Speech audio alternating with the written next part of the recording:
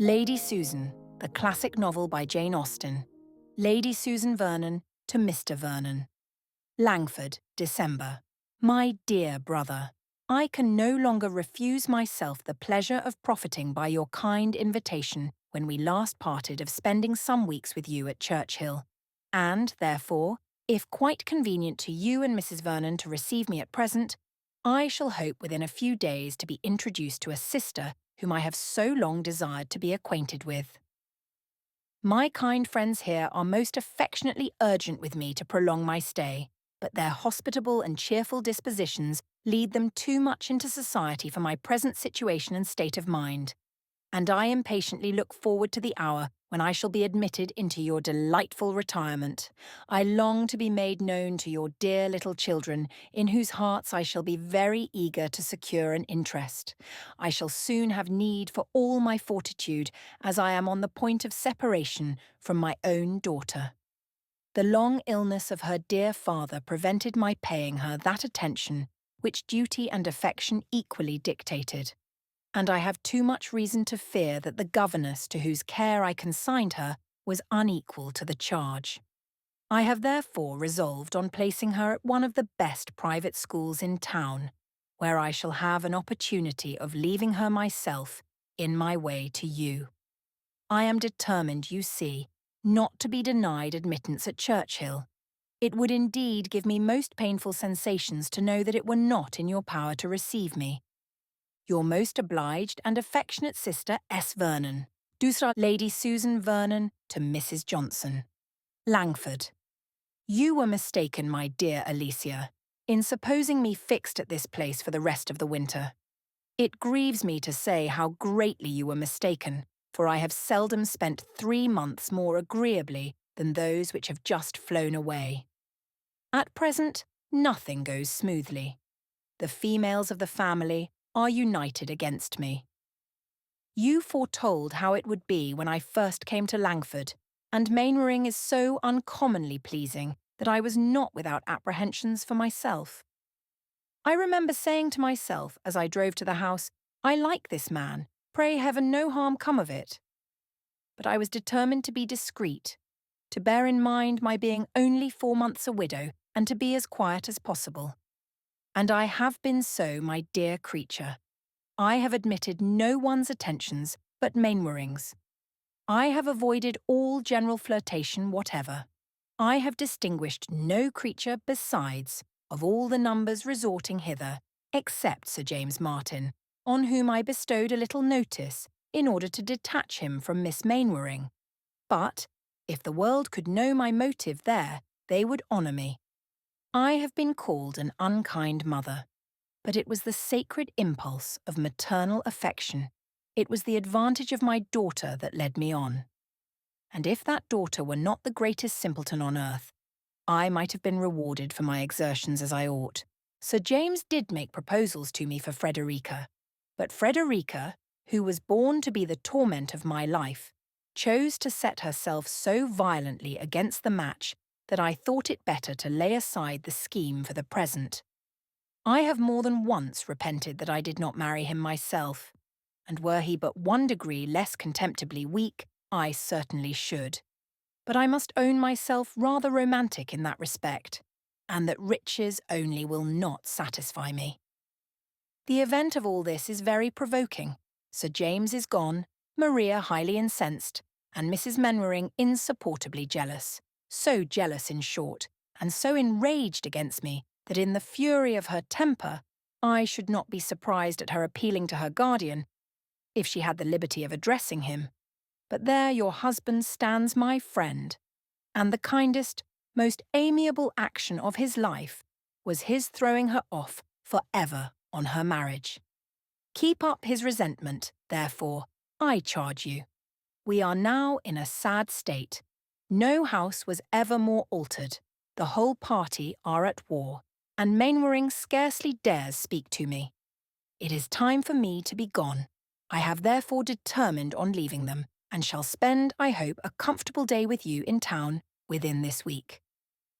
If I am as little in favour with Mr. Johnson as ever, you must come to me at 10 Wigmore Street.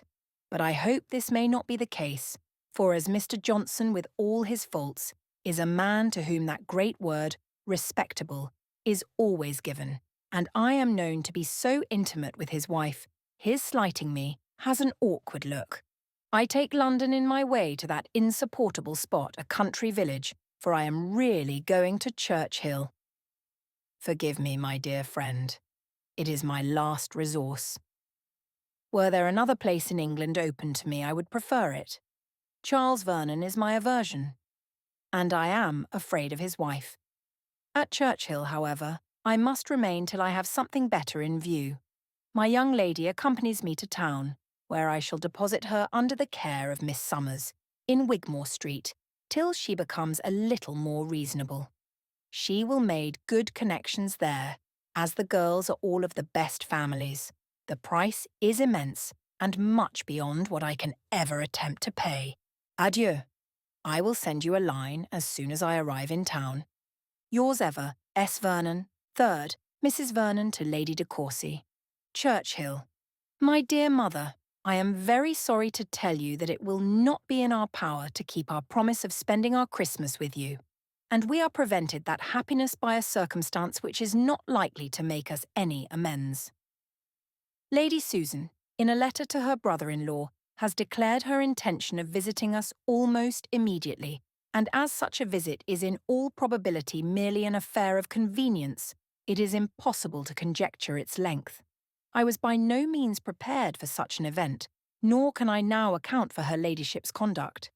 Langford appeared so exactly the place for her in every respect, as well from the elegant and expensive style of living there, as from her particular attachment to Mr. Mainwaring, that I was very far from expecting so speedy a distinction, though I always imagined from her increasing friendship for us, since her husband's death, that we should, at some future period, be obliged to receive her. Mr. Vernon, I think, was a great deal too kind to her when he was in Staffordshire. Her behaviour to him, independent of her general character, has been so inexcusably artful and ungenerous since our marriage was first in agitation that no one less amiable and mild than himself could have overlooked it all. And though, as his brother's widow, and in narrow circumstances, it was proper to render her pecuniary assistance, I cannot help thinking his pressing invitation to her to visit us at Churchill perfectly unnecessary. Disposed, however, as he always is, to think the best of everyone, her display of grief, and professions of regret, and general resolutions of prudence was sufficient to soften his heart and make him really confide in her sincerity. But, as for myself, I am still unconvinced, and plausibly as her ladyship has now written, I cannot make up my mind till I better understand her real meaning in coming to us. You may guess, therefore, my dear madam, with what feelings I look forward to her arrival. She will have occasion for all those attractive powers, for which she is celebrated, to gain any share of my regard.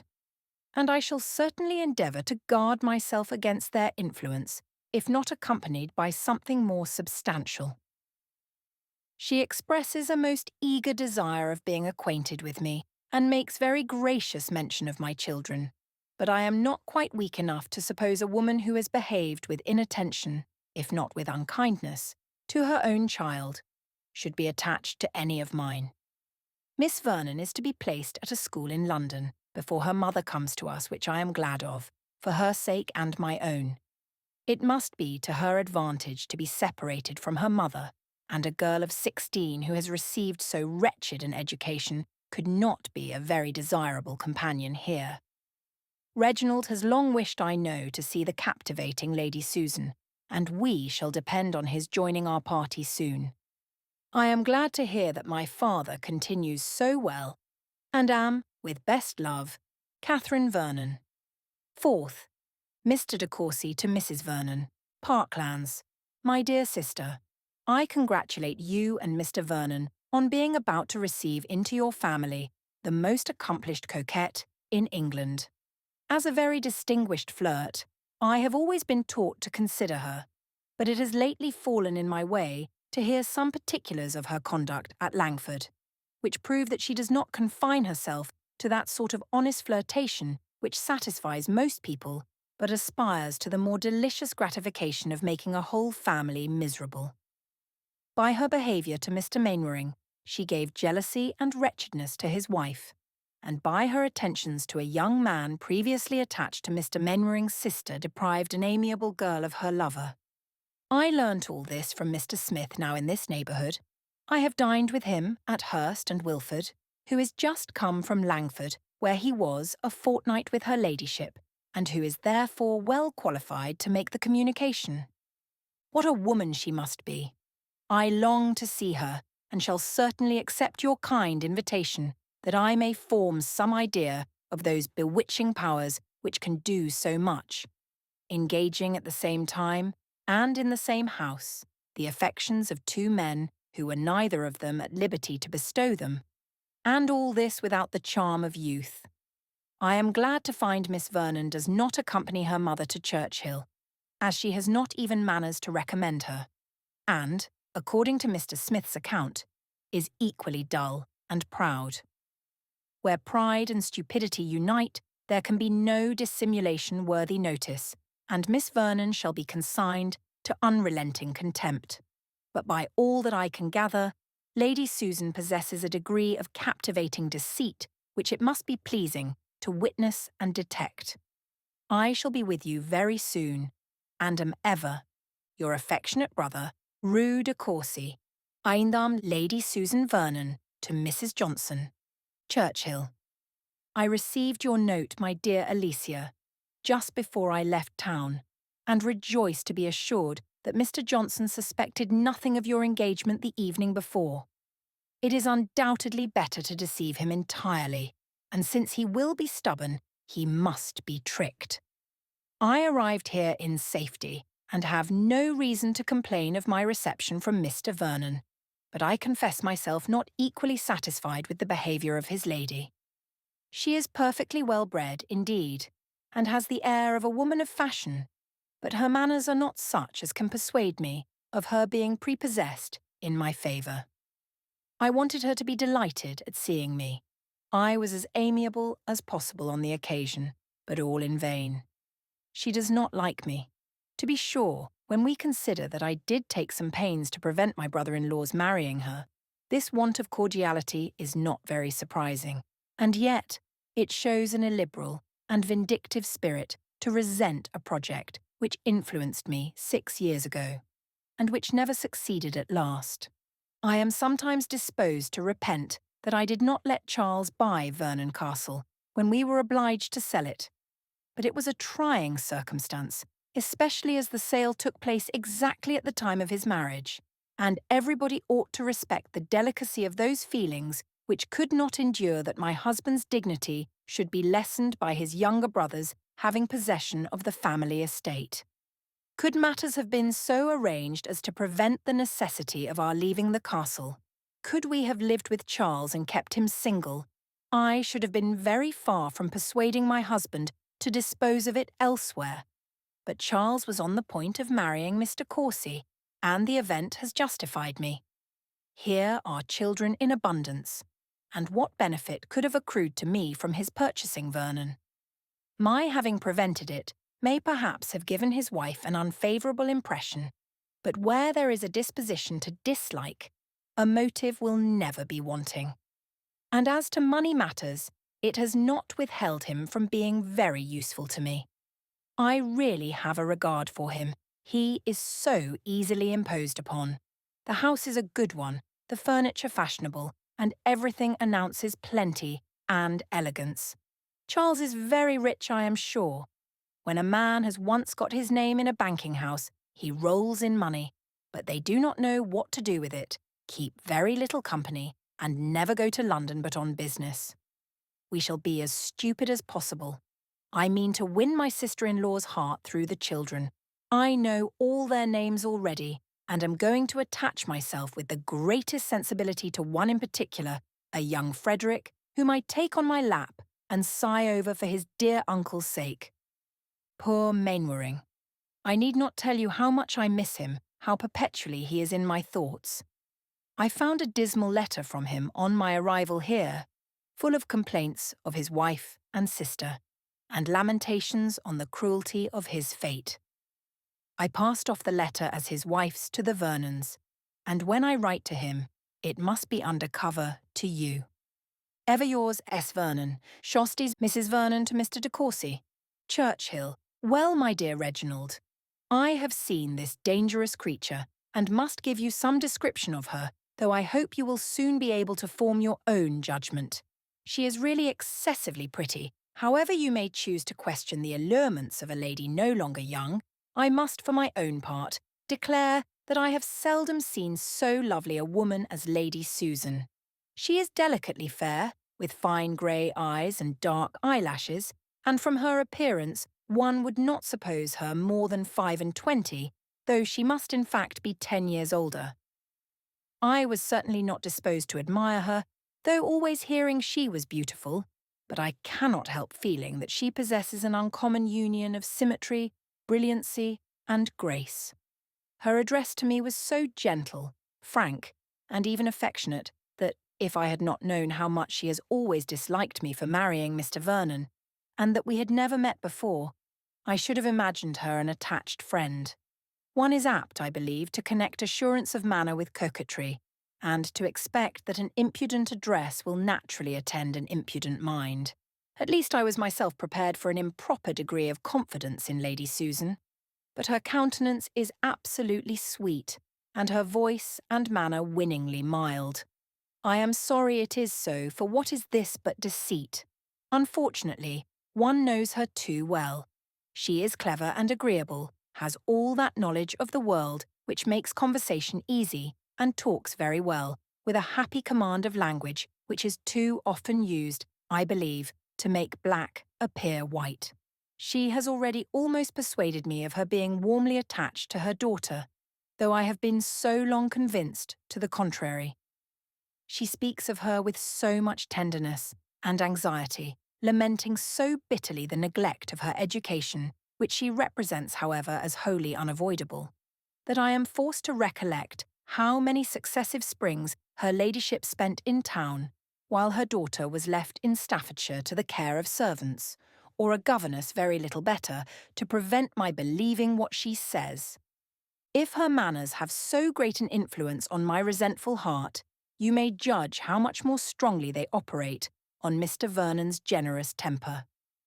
I wish I could be as well satisfied as he is, that it was really her choice to leave Langford for Churchill, and if she had not stayed there for months before she discovered that her friend's manner of living did not suit her situation or feelings, I might have believed that concern for the loss of such a husband as Mr. Vernon, to whom her own behaviour was far from unexceptionable, might for a time make her wish for retirement. But I cannot forget the length of her visit to the Mainwarings, and when I reflect on the different mode of life which she led with them from that to which she must now submit, I can only suppose that the wish of establishing her reputation by following though late the path of propriety occasioned her removal from a family where she must in reality have been particularly happy. Your friend Mr. Smith's story, however, cannot be quite correct, as she corresponds regularly with Mrs. Mainwaring. At any rate, it must be exaggerated. It is scarcely possible that two men should be so grossly deceived by her at once. Yours, Catherine Vernon. 7th Lady Susan Vernon to Mrs. Johnson, Churchill.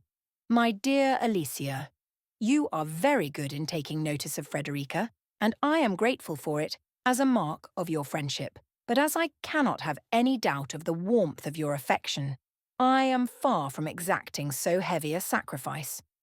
She is a stupid girl, and has nothing to recommend her. I would not, therefore, on my account, have you encumber one moment of your precious time by sending for her to Edward Street, especially as every visit is so much deducted from the grand affair of education, which I really wish to have attended to while she remains at Miss Summers's. I want her to play and sing with some portion of taste and a good deal of assurance, as she has my hand and arm and a tolerable voice. I was so much indulged in my infant years that I was never obliged to attend to anything, and consequently am without the accomplishments which are now necessary to finish a pretty woman. Not that I am an advocate for the prevailing fashion of acquiring a perfect knowledge of all languages, arts, and sciences.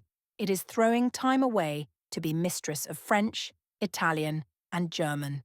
Music, singing, and drawing will gain a woman some applause, but will not add one lover to her list. Grace and manner, after all, are of the greatest importance.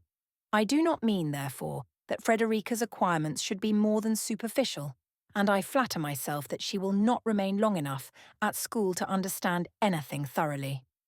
I hope to see her the wife of Sir James within a 12-month. You know on what I ground my hope, and it is certainly a good foundation, for school must be very humiliating to a girl of Frederica's age. And, by the by, you had better not invite her any more on that account, as I wish her to find her situation as unpleasant as possible. I am sure of Sir James at any time, and could make him renew his application by a line. I shall trouble you meanwhile to prevent his forming any other attachment when he comes to town. Ask him to your house occasionally, and talk to him of Frederica, that he may not forget her. Upon the whole, I commend my own conduct in this affair extremely, and regard it as a very happy instance of circumspection and tenderness. Some mothers would have insisted on their daughters accepting so good an offer on the first overture. But I could not reconcile it to myself to force Frederica into a marriage from which her heart revolted, and instead of adopting so harsh a measure, merely propose to make it her own choice, by rendering her thoroughly uncomfortable till she does accept him. But enough of this tiresome girl. You may well wonder how I contrived to pass my time here, and for the first week it was insufferably dull. Now, however, we begin to mend. Our party is enlarged by Mrs. Vernon's brother, a handsome young man, who promises me some amusement. There is something about him which rather interests me, a sort of sauciness and familiarity which I shall teach him to correct.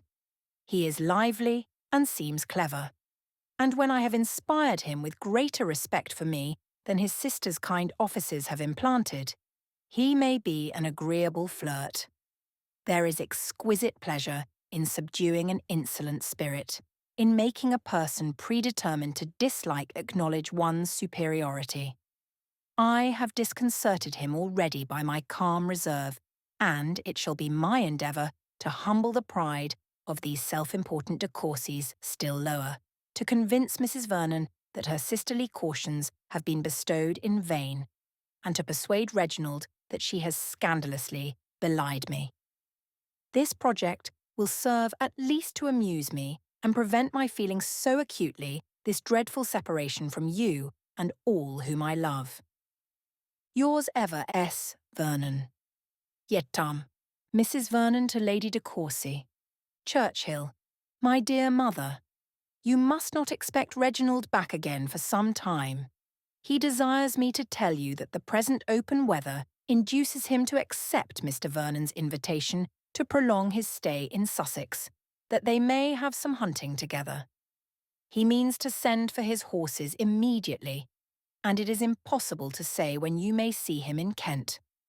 I will not disguise my sentiments on this change from you, my dear mother, though I think you had better not communicate them to my father, whose excessive anxiety about Reginald would subject him to an alarm which might seriously affect his health and spirits.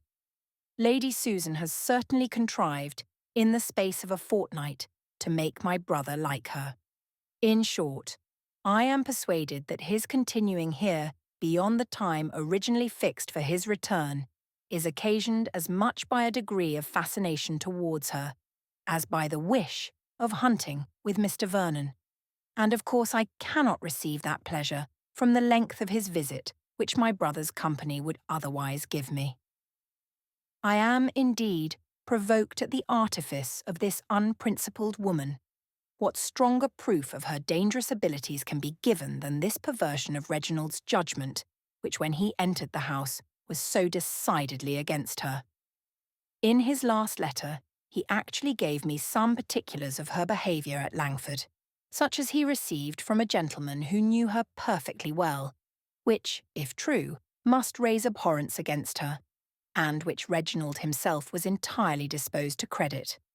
His opinion of her, I am sure, was as low as of any woman in England, and when he first came, it was evident that he considered her as one entitled neither to delicacy nor respect, and that he felt she would be delighted with the attentions of any man inclined to flirt with her. Her behaviour, I confess, has been calculated to do away with such an idea. I have not detected the smallest impropriety in it, nothing of vanity, of pretension, of levity. And she is altogether so attractive that I should not wonder at his being delighted with her, had he known nothing of her previous to this personal acquaintance. But, against reason, against conviction, to be so well pleased with her, as I am sure he is, does really astonish me. His admiration was at first very strong, but no more than was natural, and I did not wonder at his being much struck by the gentleness and delicacy of her manners. But when he has mentioned her of late, it has been in terms of more extraordinary praise, and yesterday he actually said that he could not be surprised at any effect produced on the heart of man by such loveliness and such abilities. And when I lamented, in reply, the badness of her disposition, he observed that whatever might have been her errors, they were to be imputed to her neglected education and early marriage, and that she was altogether a wonderful woman. This tendency to excuse her conduct, or to forget it, in the warmth of admiration, vexes me.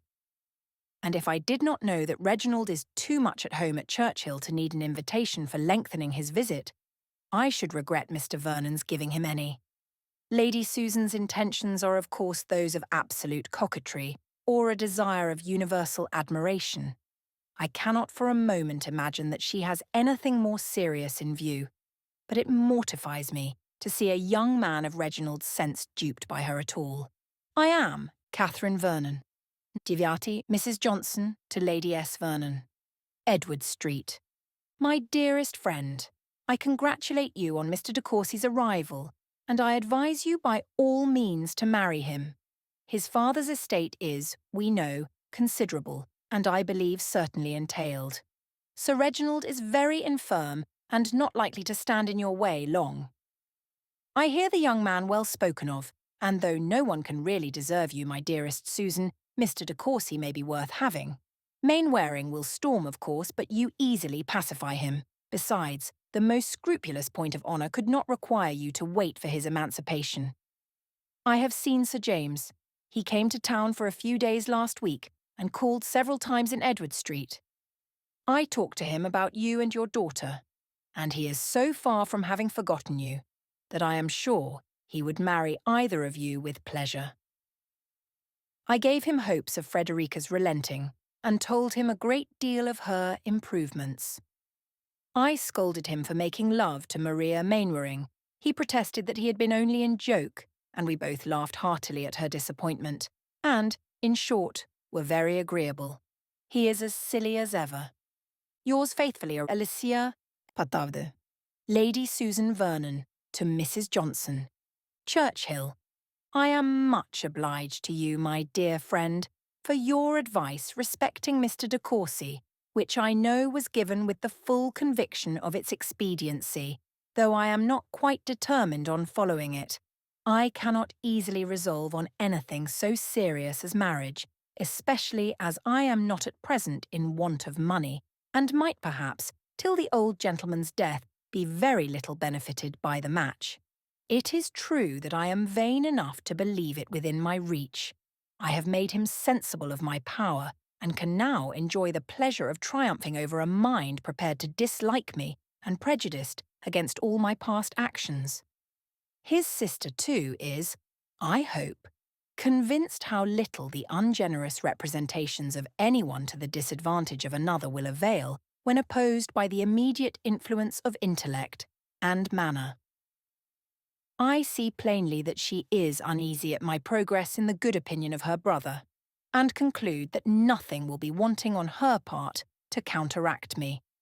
But having once made him doubt the justice of her opinion of me, I think I may defy her. It has been delightful to me to watch his advances towards intimacy, especially to observe his altered manner in consequence of my repressing, by the cool dignity of my deportment, his insolent approach to direct familiarity. My conduct has been equally guarded from the first, and I never behaved less like a coquette in the whole course of my life, though perhaps my desire of dominion was never more decided. I have subdued him entirely by sentiment and serious conversation, and made him, I may venture to say, at least half in love with me, without the semblance of the most commonplace flirtation. Mrs. Vernon's consciousness of deserving every sort of revenge that it can be in my power to inflict for her ill offices could alone enable her to perceive that I am actuated by any design in behaviour so gentle and unpretending. Let her think and act as she chooses, however. I have never yet found that the advice of a sister could prevent a young man's being in love if he chose. We are advancing now to some kind of confidence, and in short are likely to be engaged in a sort of platonic friendship. On my side, you may be sure of its never being more, for if I were not attached to another person as much as I can be to anyone, I should make a point of not bestowing my affection on a man who had dared to think so meanly of me. Reginald has a good figure, and is not unworthy the praise you have heard given him, but is still greatly inferior to our friend at Langford. He is less polished, less insinuating than Mainwaring, and is comparatively deficient in the power of saying those delightful things which put one in good humour with oneself and all the world. He is quite agreeable enough, however, to afford me amusement, and to make many of those hours pass very pleasantly, which would otherwise be spent in endeavouring to overcome my sister-in-law's reserve and listening to the insipid talk of her husband. Your account of Sir James is most satisfactory, and I mean to give Miss Frederica a hint of my intentions very soon. Yours, S. Vernon, 11th. Mrs. Vernon to Lady DeCourcy. Churchill. I really grow quite uneasy, my dearest mother, about Reginald, from witnessing the very rapid increase of Lady Susan's influence. They are now on terms of the most particular friendship, frequently engaged in long conversations together, and she has contrived by the most artful coquetry to subdue his judgment to her own purposes. It is impossible to see the intimacy between them, so very soon established, without some alarm, though I can hardly suppose that Lady Susan's plans extend to marriage. I wish you could get Reginald home again on any plausible pretence. He is not at all disposed to leave us, and I have given him as many hints of my father's precarious state of health as common decency will allow me to do in my own house. Her power over him must now be boundless, as she has entirely effaced all his former ill opinion, and persuaded him not merely to forget, but to justify her conduct. Mr. Smith's account of her proceedings at Langford, where he accused her of having made Mr. Mainwaring and a young man engaged to Miss Mainwaring distractedly in love with her, which Reginald firmly believed when he came here, is now, he is persuaded, only a scandalous invention. He has told me so with a warmth of manner which spoke his regret at having believed the contrary himself. How sincerely do I grieve that she ever entered this house. I always looked forward to her coming with uneasiness, but very far was it from originating in anxiety for Reginald. I expected a most disagreeable companion for myself, but could not imagine that my brother would be in the smallest danger of being captivated by a woman with whose principles he was so well acquainted, and whose character he so heartily despised. If you can get him away, it will be a good thing. Yours, Catherine Vernon, 12th Sir Reginald DeCourcy to his son. Parklands. I know that young men in general do not admit of any inquiry even from their nearest relations into affairs of the heart, but I hope, my dear Reginald, that you will be superior to such as allow nothing for a father's anxiety and think themselves privileged to refuse him their confidence and slight his advice. You must be sensible that as an only son, and the representative of an ancient family, your conduct in life is most interesting to your connections. And in the very important concern of marriage especially, there is everything at stake, your own happiness, that of your parents, and the credit of your name.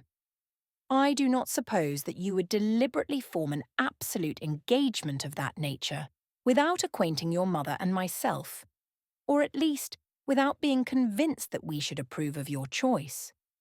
But I cannot help fearing that you may be drawn in, by the lady who has lately attached you, to a marriage which the whole of your family, far and near, must highly reprobate.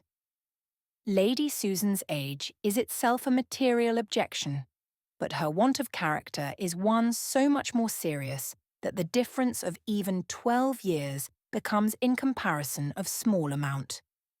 Were you not blinded by a sort of fascination, it would be ridiculous in me to repeat the instances of great misconduct on her side so very generally known.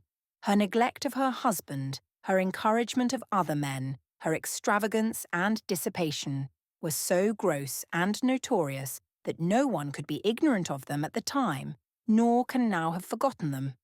To our family she has always been represented in softened colours by the benevolence of Mr. Charles Vernon, and yet, in spite of his generous endeavours to excuse her, we know that she did, from the most selfish motives, take all possible pains to prevent his marriage with Catherine. My years and increasing infirmities make me very desirous of seeing you settled in the world. To the fortune of a wife, the goodness of my own will make me indifferent, but her family and character must be equally unexceptionable. When your choice is fixed so that no objection can be made to it, then I can promise you a ready and cheerful consent. But it is my duty to oppose a match which deep art only could render possible, and must in the end make wretched. It is possible her behaviour may arise only from vanity, or the wish of gaining the admiration of a man whom she must imagine to be particularly prejudiced against her, but it is more likely that she should aim at something further. She is poor, and may naturally seek an alliance which must be advantageous to herself. You know your own rights, and that it is out of my power to prevent your inheriting the family estate. My ability of distressing you during my life would be a species of revenge to which I could hardly stoop under any circumstances. I honestly tell you my sentiments and intentions. I do not wish to work on your fears, but on your sense and affection. It would destroy every comfort of my life to know that you were married to Lady Susan Vernon. It would be the death of that honest pride with which I have hitherto considered my son. I should blush to see him, to hear of him, to think of him. I may perhaps do no good but that of relieving my own mind by this letter, but I felt it my duty to tell you that your partiality for Lady Susan is no secret to your friends, and to warn you against her. I should be glad to hear your reasons for disbelieving Mr. Smith's intelligence. You had no doubt of its authenticity a month ago. If you can give me your assurance of having no design beyond enjoying the conversation of a clever woman for a short period, and of yielding admiration only to her beauty and abilities, without being blinded by them to her faults, you will restore me to happiness. But if you cannot do this, explain to me at least what has occasioned so great an alteration in your opinion of her. I am Reginald DeCourcy, 13 Lady DeCourcy to Mrs. Vernon. Parklands. My dear Catherine, unluckily I was confined to my room when your last letter came, by a cold which affected my eyes so much as to prevent my reading it myself, so I could not refuse your father when he offered to read it to me, by which means he became acquainted, to my great vexation, with all your fears about your brother. I had intended to write to Reginald myself, as soon as my eyes would let me, to point out, as well as I could, the danger of an intimate acquaintance with so artful a woman as Lady Susan, to a young man of his age and high expectations. I meant, moreover, to have reminded him of our being quite alone now, and very much in need of him to keep up our spirits these long winter evenings. Whether it would have done any good can never be settled now, but I am excessively vexed that Sir Reginald should know anything of a matter which we foresaw would make him so uneasy. He caught all your fears the moment he had read your letter, and I am sure he has not had the business out of his head since. He wrote by the same post to Reginald a long letter full of it all, and particularly asking an explanation of what he may have heard from Lady Susan to contradict the late shocking reports. His answer came this morning, which I shall enclose to you, as I think you will like to see it. I wish it was more satisfactory, but it seems written with such a determination to think well of Lady Susan that his assurances as to marriage do not set my heart at ease. I say all I can, however, to satisfy your father, and he is certainly less uneasy since Reginald's letter. How provoking it is, my dear Catherine, that this unwelcome guest of yours should not only prevent our meeting this Christmas, but be the occasion of so much vexation and trouble. Kiss the dear children for me. Your affectionate mother, C. DeCourcy. 14. Mr. DeCourcy to Sir Reginald, Churchill. My dear sir, I have this moment received your letter, which has given me more astonishment than I ever felt before. I am to thank my sister, I suppose, for having represented me in such a light as to injure me in your opinion, and give you all this alarm. I know not why she should choose to make herself and her family uneasy by apprehending an event which no one but herself, I can affirm, would ever have thought possible. To impute such a design to Lady Susan would be taking from her every claim to that excellent understanding which her bitterest enemies have never denied her, and equally low must sink my pretensions to common sense if I am suspected of matrimonial views in my behaviour to her. Our difference of age must be an insuperable objection, and I entreat you, my dear father, to quiet your mind, and no longer harbour a suspicion which cannot be more injurious to your own peace than to our understandings. I can have no other view in remaining with Lady Susan than to enjoy for a short time, as you have yourself expressed it, the conversation of a woman of high intellectual powers.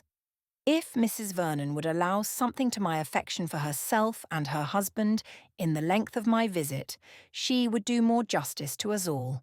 But my sister is unhappily prejudiced beyond the hope of conviction against Lady Susan.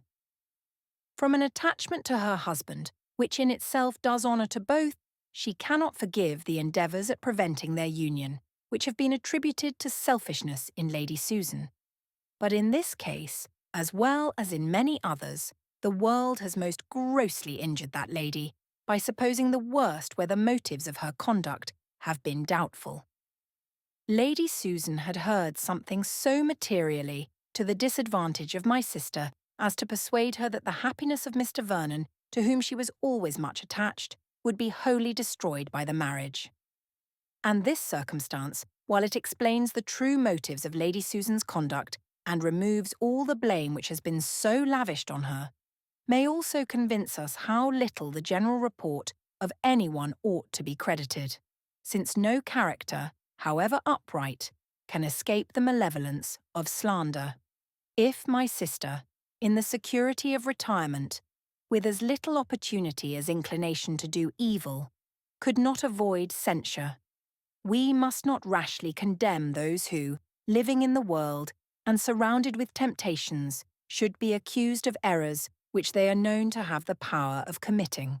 I blame myself severely for having so easily believed the slanderous tales invented by Charles Smith to the prejudice of Lady Susan, as I am now convinced how greatly they have traduced her. As to Mrs. Mainwaring's jealousy, it was totally his own invention, and his account of her attaching Miss Mainwaring's lover was scarcely better founded. Sir James Martin had been drawn in by that young lady to pay her some attention, and as he is a man of fortune, it was easy to see her views extended to marriage. It is well known that Miss M. is absolutely on the catch for a husband, and no one therefore can pity her for losing, by the superior attractions of another woman, the chance of being able to make a worthy man completely wretched. Lady Susan was far from intending such a conquest, and on finding how warmly Miss Mainwaring resented her lover's defection, determined, in spite of Mr. and Mrs. Mainwaring's most urgent entreaties, to leave the family. I have reason to imagine she did receive serious proposals from Sir James, but her removing from Langford immediately on the discovery of his attachment must acquit her on that article with any mind of common candour. You will, I am sure, my dear sir, feel the truth of this, and will hereby learn to do justice to the character of a very injured woman. I know that Lady Susan in coming to Churchill was governed only by the most honourable and amiable intentions. Her prudence and economy are exemplary, her regard for Mr. Vernon equal even to his deserts, and her wish of obtaining my sister's good opinion merits a better return than it has received. As a mother she is unexceptionable. Her solid affection for her child is shown by placing her in hands where her education will be properly attended to. But because she has not the blind and weak partiality of most mothers, she is accused of wanting maternal tenderness. Every person of sense, however, will know how to value and commend her well-directed affection, and will join me in wishing that Frederica Vernon may prove more worthy than she has yet done of her mother's tender care. I have now, my dear father, written my real sentiments of Lady Susan.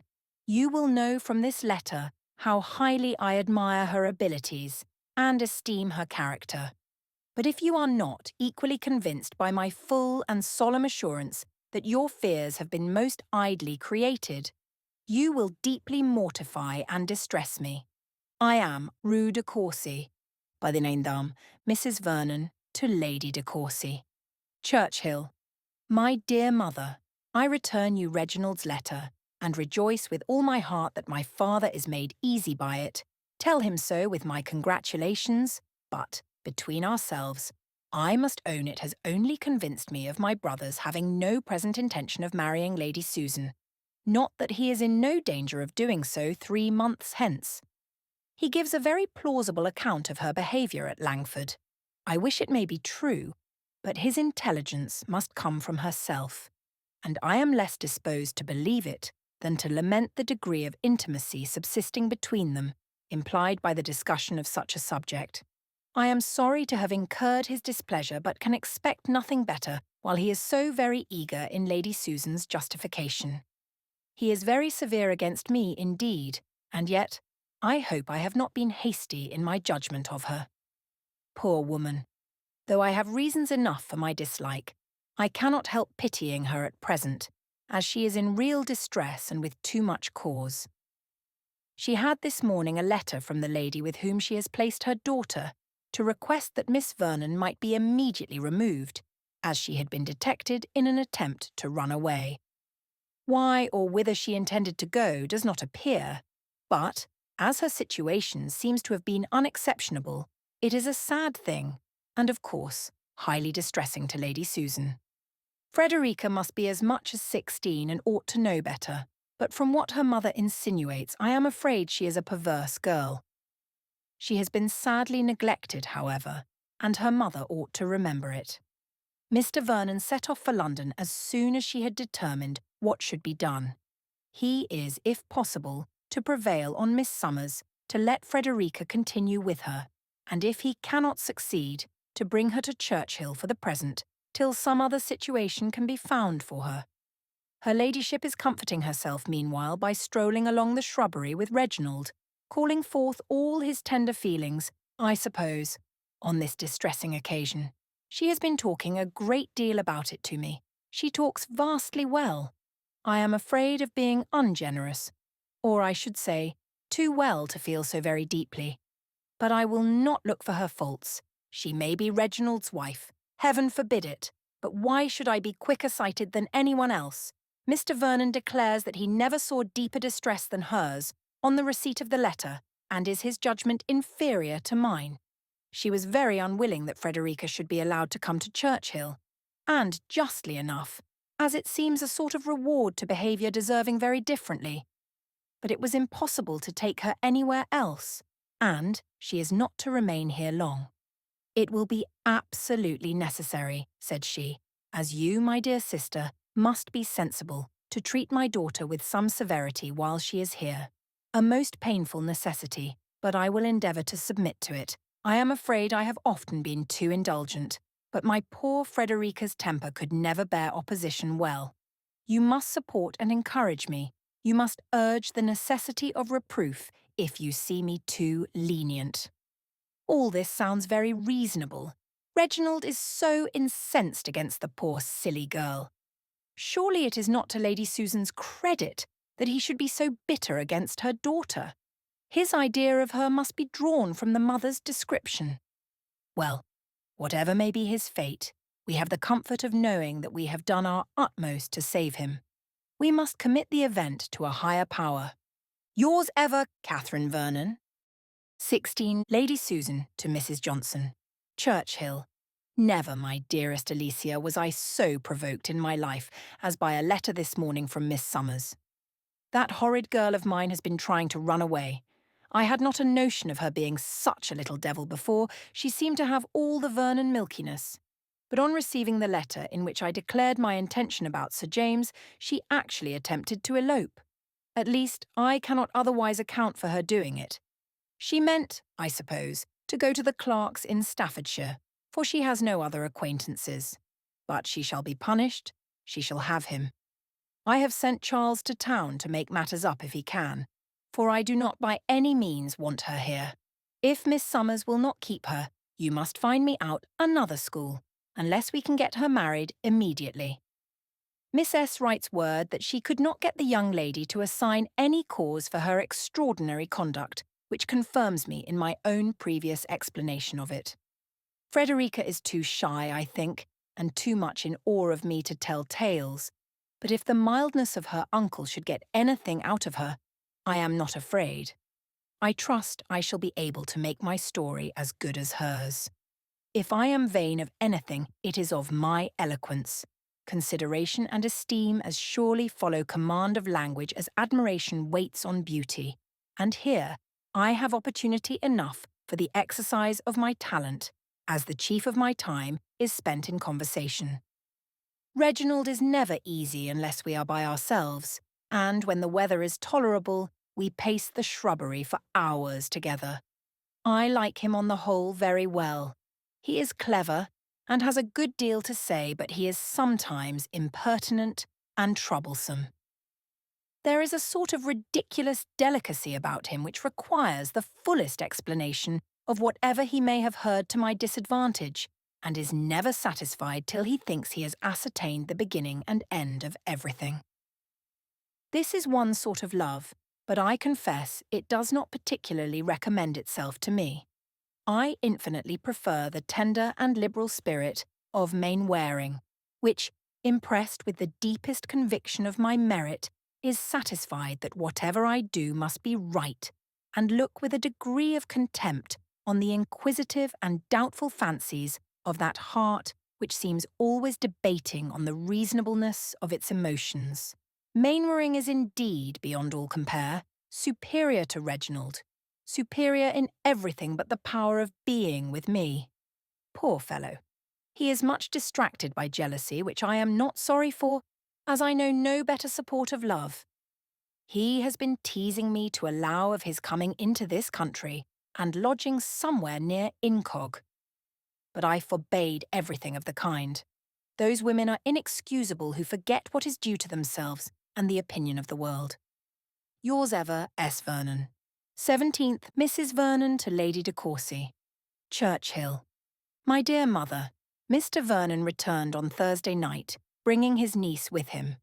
Lady Susan had received a line from him by that day's post, informing her that Miss Summers had absolutely refused to allow of Miss Vernon's continuance in her academy.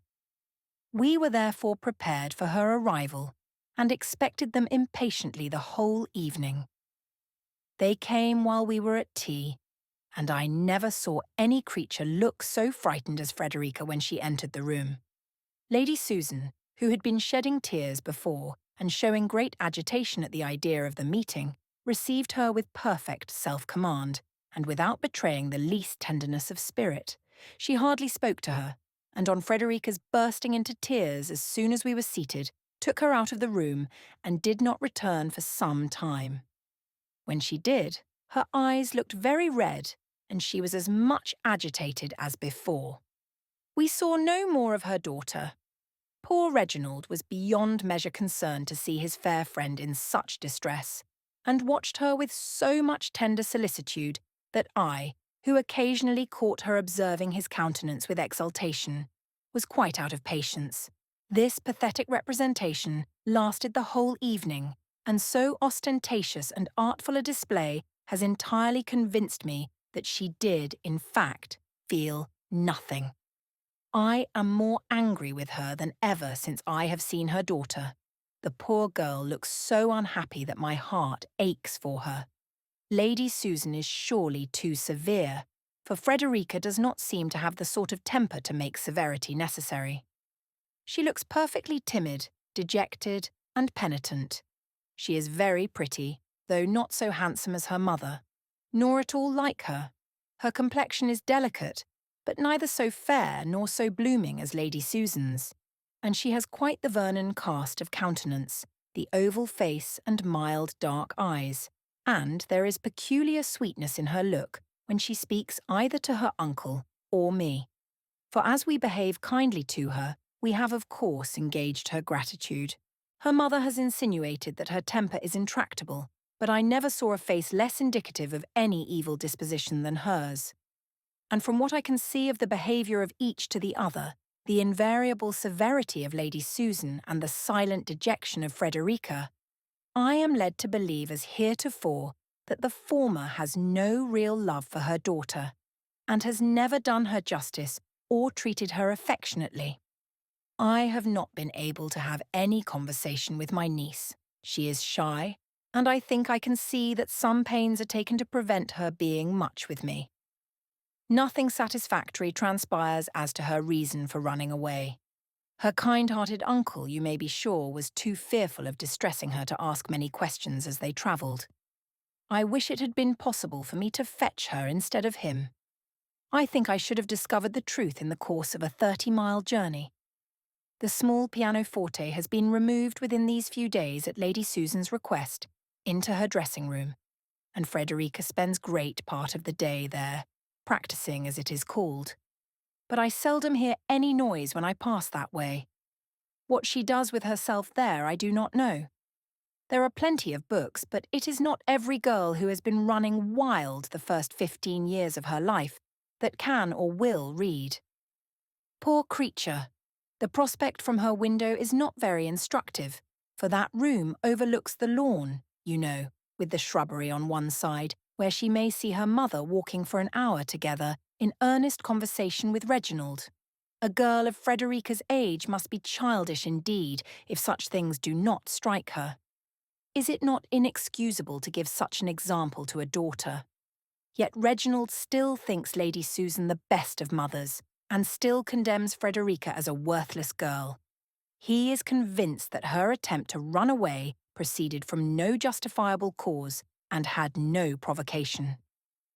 I am sure I cannot say that it had, but while Miss Summers declares that Miss Vernon showed no signs of obstinacy or perverseness during her whole stay in Wigmore Street, till she was detected in this scheme, I cannot so readily credit what Lady Susan has made him, and wants to make me believe that it was merely an impatience of restraint and a desire of escaping from the tuition of masters which brought on the plan of an elopement. Oh, Reginald, how is your judgment enslaved?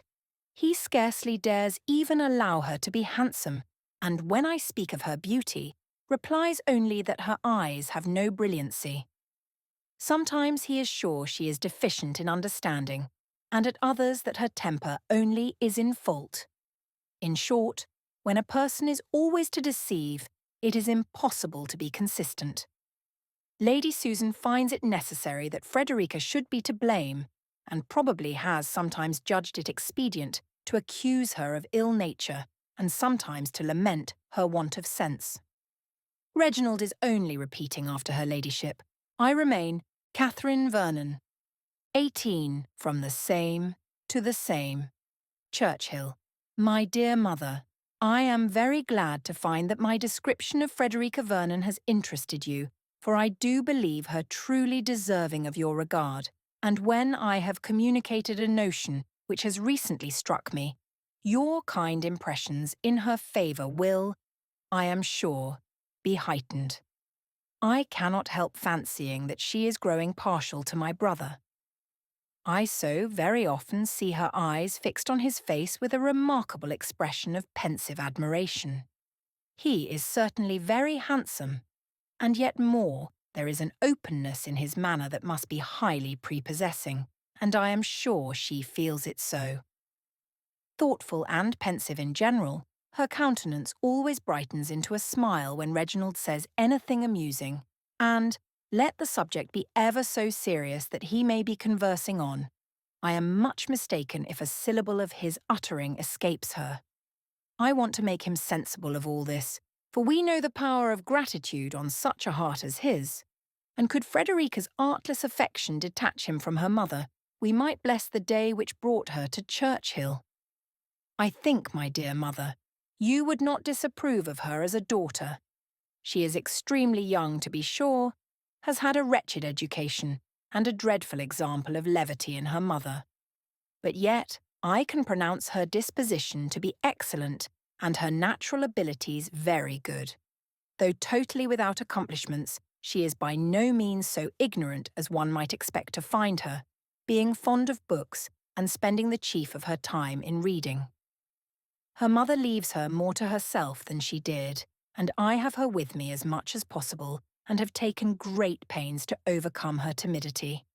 We are very good friends, and though she never opens her lips before her mother, she talks enough when alone with me to make it clear that, if properly treated by Lady Susan, she would always appear to much greater advantage. There cannot be a more gentle, affectionate heart or more obliging manners when acting without restraint, and her little cousins are all very fond of her. Your affectionate daughter, C. Vernon. 19th Lady Susan to Mrs. Johnson. Churchill. You will be eager, I know, to hear something further of Frederica, and perhaps may think me negligent for not writing before. She arrived with her uncle last Thursday fortnight, when of course I lost no time in demanding the cause of her behaviour, and soon found myself to have been perfectly right in attributing it to my own letter.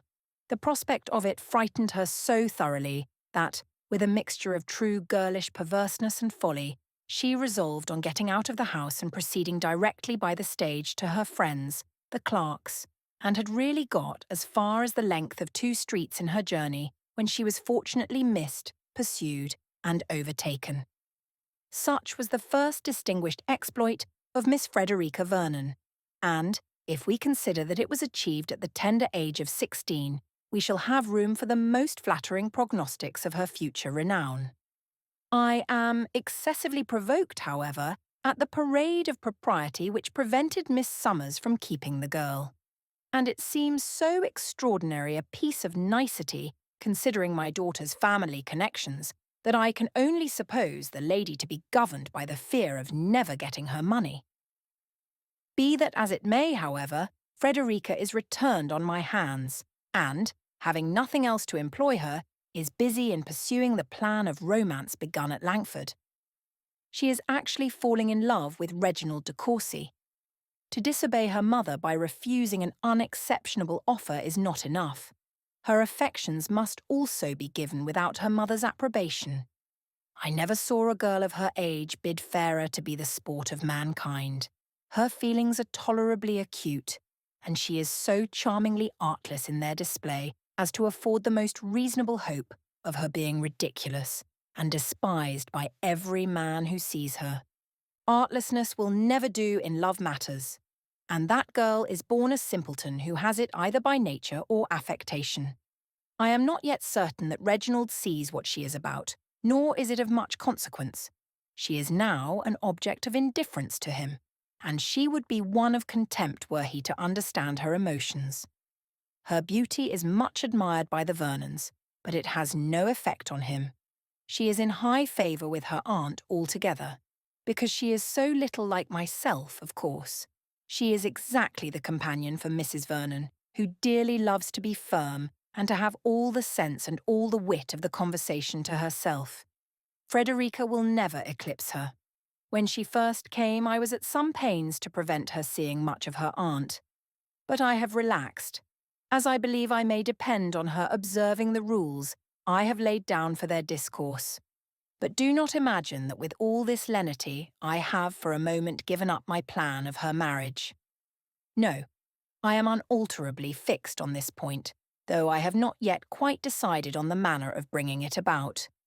I should not choose to have the business brought on here, and canvassed by the wise heads of Mr. and Mrs. Vernon, and I cannot just now afford to go to town. Miss Frederica must therefore wait a little. Yours ever, S. Vernon. 20 Mrs. Vernon to Lady DeCourcy, Churchill. We have a very unexpected guest with us at present, my dear mother. He arrived yesterday. I heard a carriage at the door as I was sitting with my children while they dined, and supposing I should be wanted, left the nursery soon afterwards, and was halfway downstairs, when Frederica, as pale as ashes, came running up and rushed by me into her own room. I instantly followed, and asked her what was the matter. "Oh," said she, "he is come, Sir James is come, and what shall I do?" This was no explanation. I begged her to tell me what she meant. At that moment we were interrupted by a knock at the door. It was Reginald, who came, by Lady Susan's direction, to call Frederica down. "It is Mr. DeCourcy," said she, colouring violently. "Mamma has sent for me. I must go." We all three went down together, and I saw my brother examining the terrified face of Frederica with surprise. In the breakfast room we found Lady Susan and a young man of gentlemanlike appearance whom she introduced by the name of Sir James Martin, the very person, as you may remember, whom it was said she had been at pains to detach from Miss Mainwaring. But the conquest, it seems, was not designed for herself, or she has since transferred it to her daughter, for Sir James is now desperately in love with Frederica, and with full encouragement from mamma. The poor girl, however, I am sure, dislikes him, and, though his person and address are very well, he appears, both to Mr. Vernon and me, a very weak young man. Frederica looked so shy, so confused when we entered the room, that I felt for her exceedingly. Lady Susan behaved with great attention to her visitor, and yet I thought I could perceive that she had no particular pleasure in seeing him. Sir James talked a great deal, and made many civil excuses to me for the liberty he had taken in coming to Churchill, mixing more frequent laughter with his discourse than the subject required, said many things over and over again, and told Lady Susan 3 times that he had seen Mrs. Johnson a few evenings before. He now and then addressed Frederica, but more frequently her mother. The poor girl sat all this time without opening her lips, her eyes cast down, and her colour varying every instant, while Reginald observed all that passed in perfect silence. At length Lady Susan, weary, I believe, of her situation, proposed walking, and we left the 2 gentlemen together to put on our pelisses. As we went upstairs, Lady Susan begged permission to attend me for a few moments in my dressing-room, as she was anxious to speak with me in private. I led her thither accordingly, and as soon as the door was closed, she said, "I was never more surprised in my life than by Sir James's arrival, and the suddenness of it requires some apology to you, my dear sister, though to me, as a mother, it is highly flattering. He is so extremely attached to my daughter that he could not exist longer without seeing her." Sir James is a young man of an amiable disposition and excellent character. A little too much of the rattle, perhaps, but a year or 2 will rectify that, and he is in other respects so very eligible a match for Frederica that I have always observed his attachment with the greatest pleasure, and am persuaded that you and my brother will give the alliance your hearty approbation. I have never before mentioned the likelihood of its taking place to anyone, because I thought that whilst Frederica continued at school, it had better not be known to exist. But now, as I am convinced that Frederica is too old ever to submit to school confinement, and have, therefore, begun to consider her union with Sir James as not very distant, I had intended within a few days to acquaint yourself and Mr. Vernon with the whole business. I am sure, my dear sister, you will excuse my remaining silent so long, and agree with me that such circumstances, while they continue from any cause in suspense, cannot be too cautiously concealed. When you have the happiness of bestowing your sweet little Catherine, some years hence, on a man who in connection and character is alike unexceptionable, you will know what I feel now, though, thank heaven, you cannot have all my reasons for rejoicing in such an event.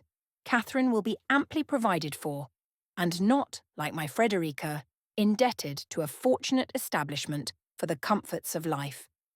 She concluded by demanding my congratulations. I gave them somewhat awkwardly, I believe, for in fact, the sudden disclosure of so important a matter took from me the power of speaking with any clearness. She thanked me, however, most affectionately for my kind concern in the welfare of herself and daughter, and then said, I am not apt to deal in professions, my dear Mrs. Vernon, and I never had the convenient talent of affecting sensations foreign to my heart, and therefore I trust you will believe me when I declare that much as I had heard in your praise before I knew you, I had no idea that I should ever love you as I now do, and I must further say that your friendship towards me is more particularly gratifying, because I have reason to believe that some attempts were made to prejudice you against me. I only wish that they, whoever they are, to whom I am indebted for such kind intentions, could see the terms on which we now are together and understand the real affection we feel for each other. But I will not detain you any longer. God bless you for your goodness to me and my girl, and continue to you all your present happiness. What can one say of such a woman, my dear mother? Such earnestness, such solemnity of expression. And yet I cannot help suspecting the truth of everything she says. As for Reginald, I believe he does not know what to make of the matter. When Sir James came, he appeared all astonishment and perplexity. The folly of the young man and the confusion of Frederica entirely engrossed him. And though a little private discourse with Lady Susan has since had its effect, he is still hurt, I am sure, at her allowing of such a man's attentions to her daughter. Sir James invited himself with great composure to remain here a few days, hoped we would not think it odd, was aware of its being very impertinent, but he took the liberty of a relation, and concluded by wishing with a laugh that he might be really one very soon. Even Lady Susan seemed a little disconcerted by this forwardness. In her heart, I am persuaded she sincerely wished him gone. But something must be done for this poor girl, if her feelings are such as both I and her uncle believe them to be.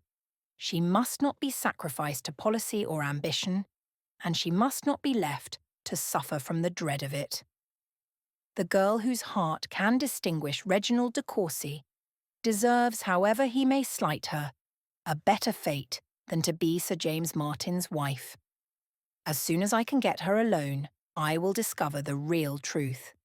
But she seems to wish to avoid me. I hope this does not proceed from anything wrong, and that I shall not find out I have thought too well of her. Her behaviour to Sir James certainly speaks the greatest consciousness and embarrassment, but I see nothing in it more like encouragement. Adieu, my dear mother. Yours, C. Vernon. 21st, Miss Vernon to Mr. DeCourcy. Sir, I hope you will excuse this liberty. I am forced upon it by the greatest distress, or I should be ashamed to trouble you. I am very miserable about Sir James Martin, and have no other way in the world of helping myself but by writing to you, for I am forbidden even speaking to my uncle and aunt on the subject.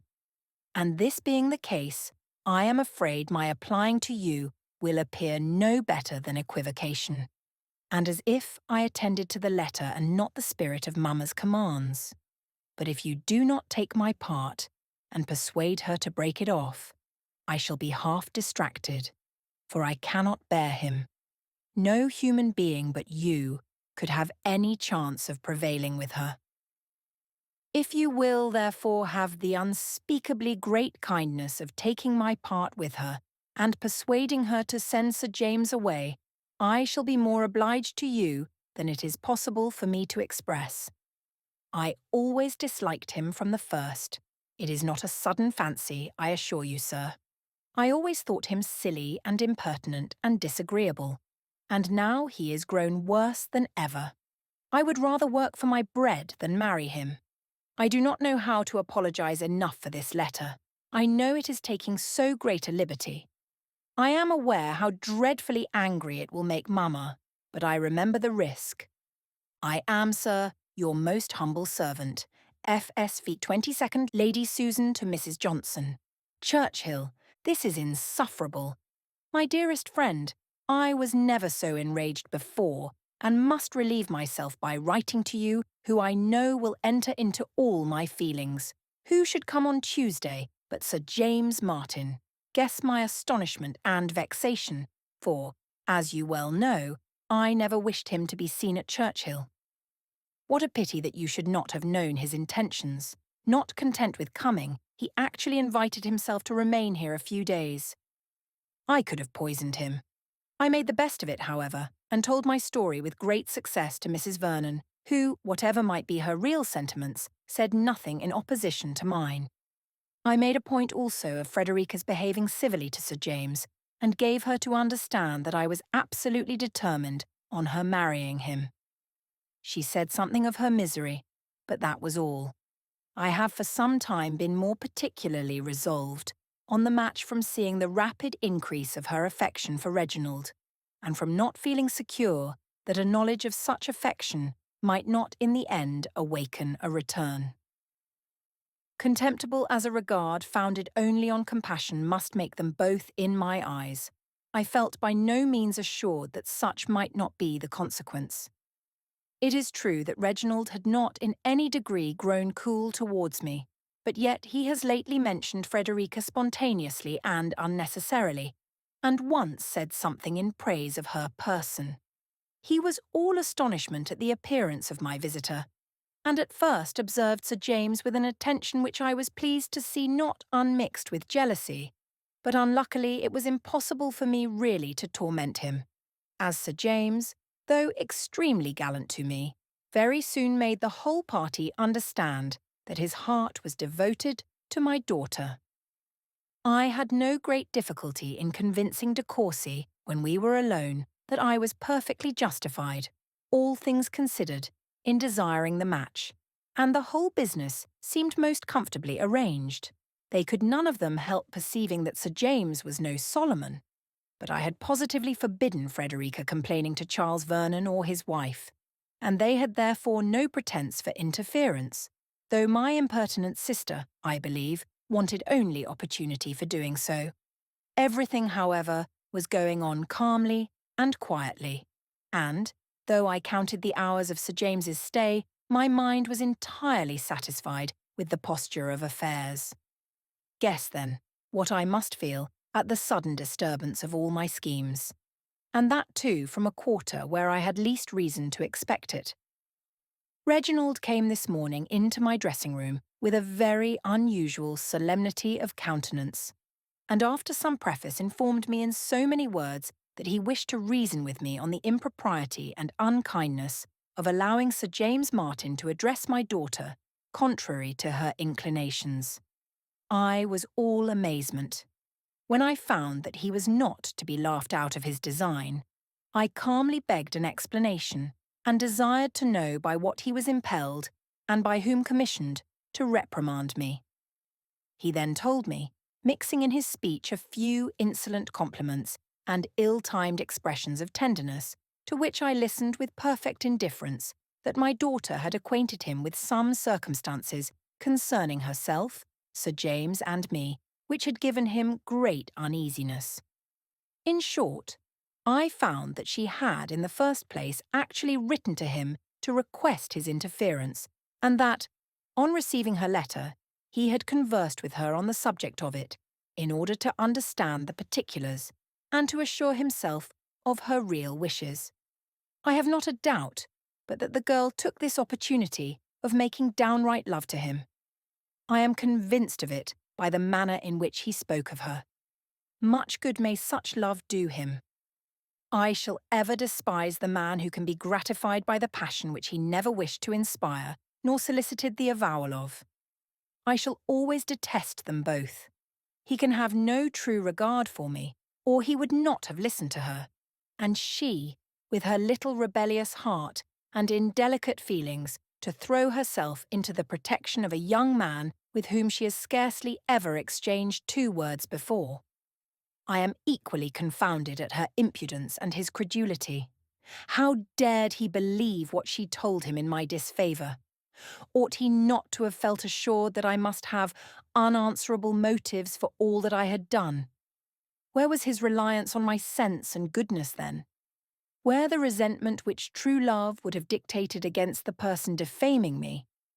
That person, too, a chit, a child, without talent or education, whom he had been always taught to despise.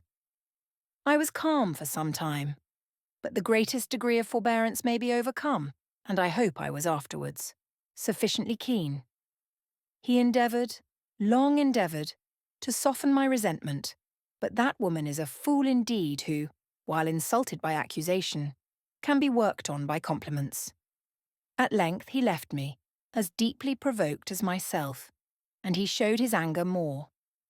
I was quite cool, but he gave way to the most violent indignation.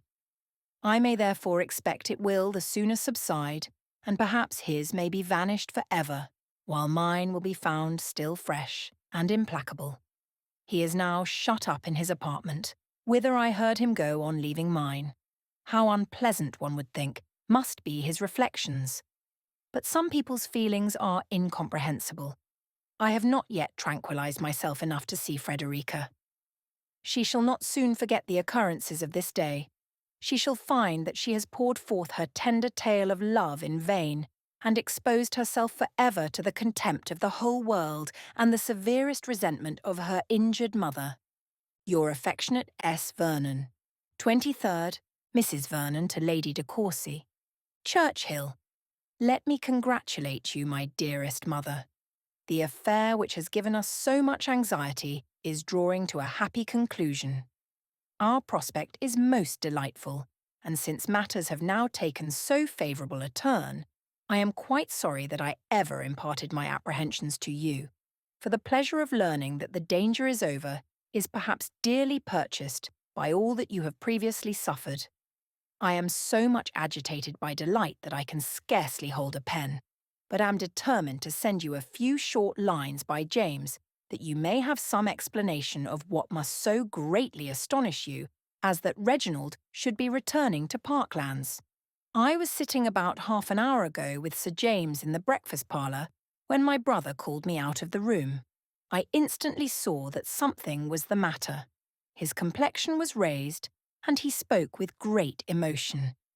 You know his eager manner, my dear mother, when his mind is interested. Catherine, said he, I am going home today. I am sorry to leave you, but I must go. It is a great while since I have seen my father and mother.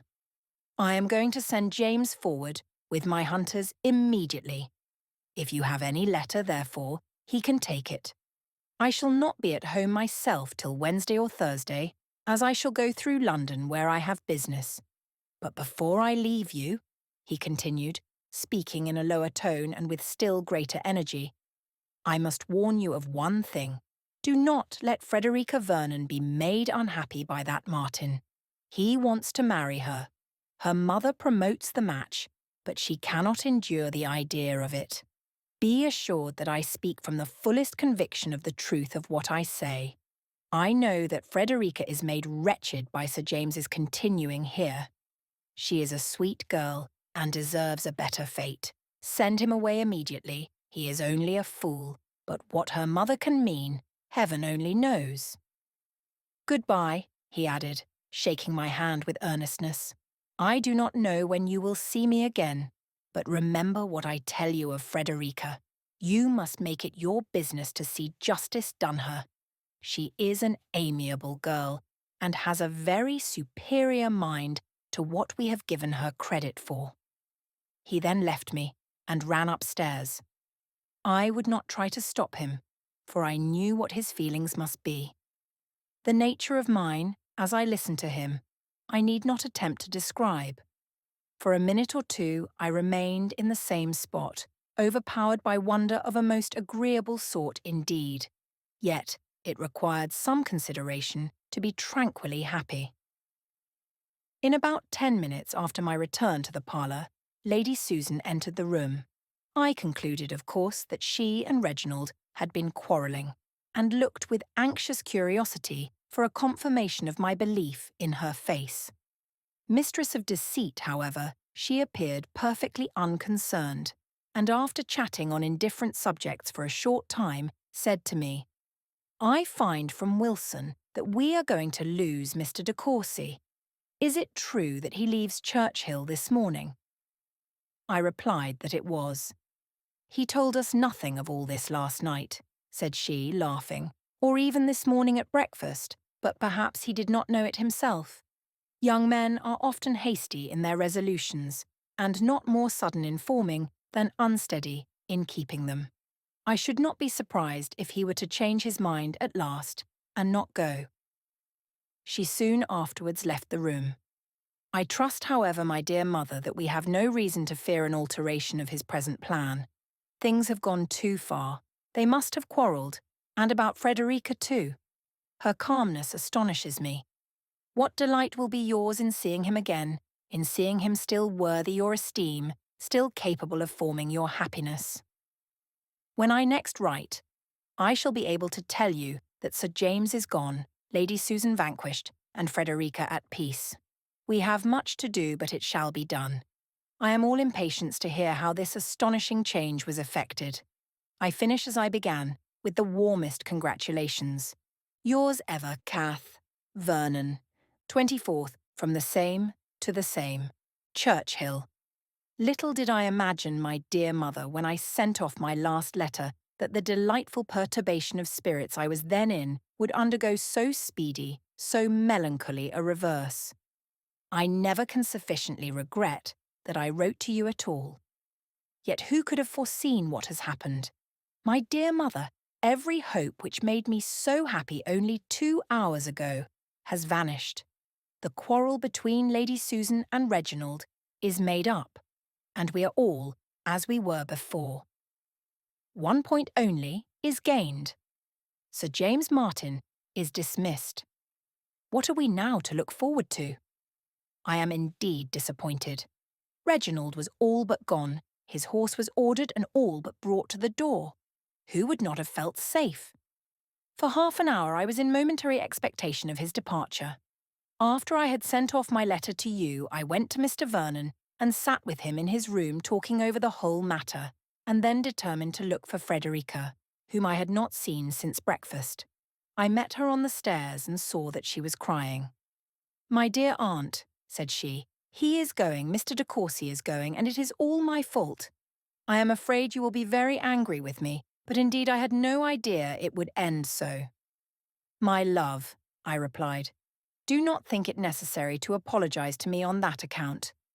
I shall feel myself under an obligation to anyone who is the means of sending my brother home, because," recollecting myself, "I know my father wants very much to see him, but what is it you have done to occasion all this?" She blushed deeply as she answered, "I was so unhappy about Sir James that I could not help. I have done something very wrong, I know, but you have not an idea of the misery I have been in, and Mamma had ordered me never to speak to you or my uncle about it, and—" "You therefore spoke to my brother to engage his interference," said I, to save her the explanation. "No, but I wrote to him. I did indeed. I got up this morning before it was light, and was 2 hours about it. And when my letter was done, I thought I never should have courage to give it. After breakfast, however, as I was going to my room, I met him in the passage, and then, as I knew that everything must depend on that moment, I forced myself to give it.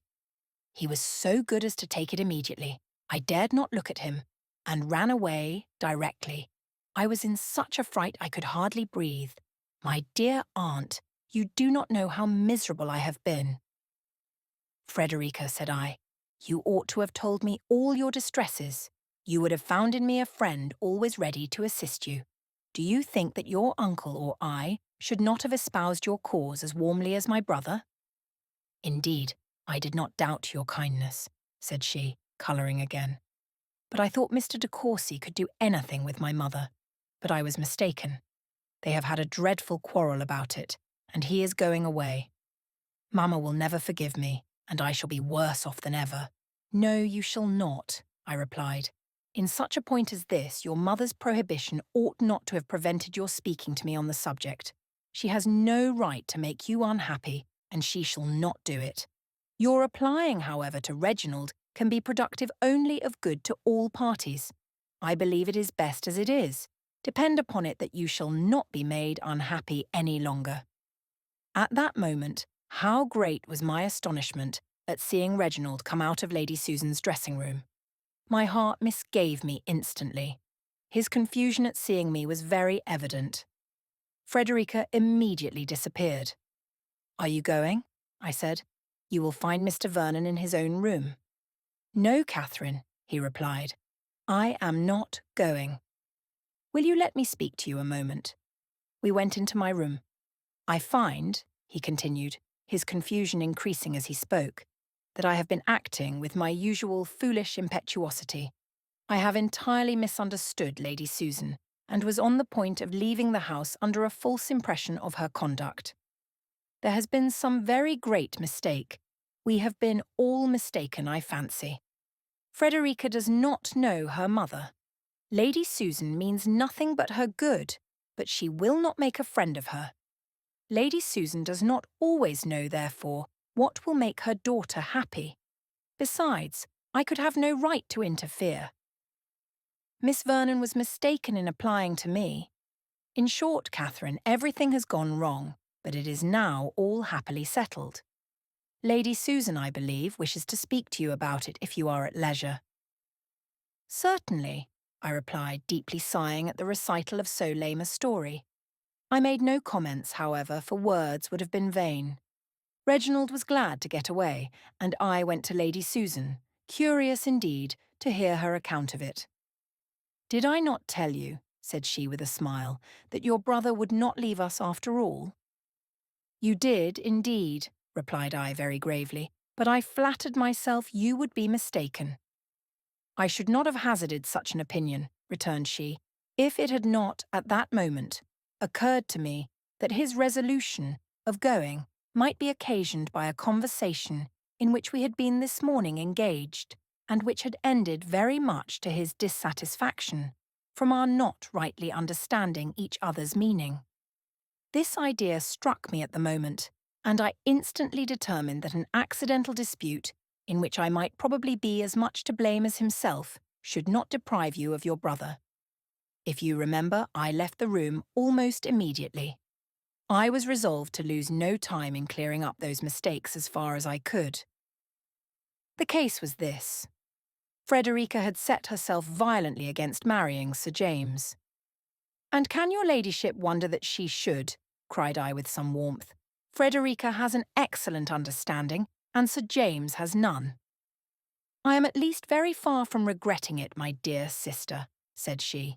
On the contrary, I am grateful for so favourable a sign of my daughter's sense. Sir James is certainly below par. His boyish manners make him appear worse, and had Frederica possessed the penetration and the abilities which I could have wished in my daughter, or had I even known her to possess as much as she does, I should not have been anxious for the match. It is odd that you should alone be ignorant of your daughter's sense. Frederica never does justice to herself. Her manners are shy and childish, and besides she is afraid of me. During her poor father's life she was a spoilt child.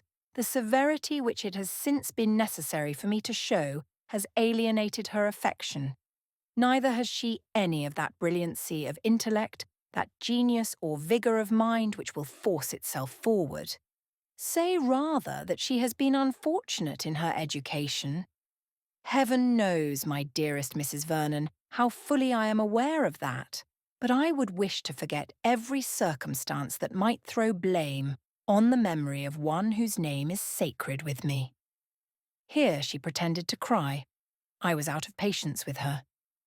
"But what," said I, "was your ladyship going to tell me about your disagreement with my brother?" "It originated in an action of my daughter's, which equally marks her want of judgment and the unfortunate dread of me I have been mentioning. She wrote to Mr. DeCourcy. I know she did. You had forbidden her speaking to Mr. Vernon or to me on the cause of her distress. What could she do, therefore, but apply to my brother? Good God," she exclaimed, "what an opinion you must have of me! Can you possibly suppose that I was aware of her unhappiness, that it was my object to make my own child miserable, and that I had forbidden her speaking to you on the subject from a fear of your interrupting the diabolical scheme? Do you think me destitute of every honest, every natural feeling? Am I capable of consigning her to everlasting misery whose welfare it is my first earthly duty to promote? The idea is horrible. What, then, was your intention when you insisted on her silence? Of what use, my dear sister, could be any application to you, however the affair might stand? Why should I subject you to entreaties which I refused to attend to myself? Neither for your sake nor for hers, nor for my own, could such a thing be desirable. When my own resolution was taken, I could not wish for the interference, however friendly, of another person. I was mistaken, it is true, but I believed myself right. But what was this mistake to which your ladyship so often alludes? From whence arose so astonishing a misconception of your daughter's feelings? Did you not know that she disliked Sir James? I knew that he was not absolutely the man she would have chosen, but I was persuaded that her objections to him did not arise from any perception of his deficiency. You must not question me, however, my dear sister, too minutely on this point, continued she, taking me affectionately by the hand. I honestly own that there is something to conceal. Frederica makes me very unhappy. Her applying to Mr. DeCourcy hurt me particularly. What is it you mean to infer, said I, by this appearance of mystery? If you think your daughter at all attached to Reginald, her objecting to Sir James could not less deserve to be attended to than if the cause of her objecting had been a consciousness of his folly. And why should your ladyship, at any rate, quarrel with my brother for an interference which, you must know, it is not in his nature to refuse, when urged in such a manner? His disposition, you know, is warm, and he came to expostulate with me. His compassion all alive for this ill-used girl, this heroine in distress. We misunderstood each other. He believed me more to blame than I really was. I considered his interference less excusable than I now find it. I have a real regard for him, and was beyond expression mortified to find it, as I thought, so ill bestowed. We were both warm, and of course both to blame. His resolution of leaving Churchill is consistent with his general eagerness. When I understood his intention, however, and at the same time began to think that we had been perhaps equally mistaken in each other's meaning, I resolved to have an explanation before it was too late. For any member of your family I must always feel a degree of affection, and I own it would have sensibly hurt me if my acquaintance with Mr. DeCourcy had ended so gloomily. I have now only to say further that as I am convinced of Frederica's having a reasonable dislike to Sir James, I shall instantly inform him that he must give up all hope of her. I reproach myself for having, even though innocently, made her unhappy on that score. She shall have all the retribution in my power to make, if she value her own happiness as much as I do, if she judge wisely, and command herself as she ought. She may now be easy. Excuse me, my dearest sister, for thus trespassing on your time, but I owe it to my own character. And after this explanation, I trust I am in no danger of sinking in your opinion. I could have said, not much, indeed. But I left her almost in silence. It was the greatest stretch of forbearance I could practice. I could not have stopped myself had I begun. Her assurance, her deceit. But I will not allow myself to dwell on them. They will strike you sufficiently. My heart sickens within me. As soon as I was tolerably composed, I returned to the parlour. Sir James's carriage was at the door, and he, merry as usual, soon afterwards took his leave. How easily does her ladyship encourage or dismiss a lover! In spite of this release, Frederica still looks unhappy, still fearful perhaps of her mother's anger, and though dreading my brother's departure, jealous it may be of his staying, I see how closely she observes him and Lady Susan, poor girl. I have now no hope for her. There is not a chance of her affection being returned. He thinks very differently of her from what he used to do. He does her some justice, but his reconciliation with her mother precludes every dearer hope. Prepare, my dear mother, for the worst. The probability of their marrying is surely heightened. He is more securely hers than ever.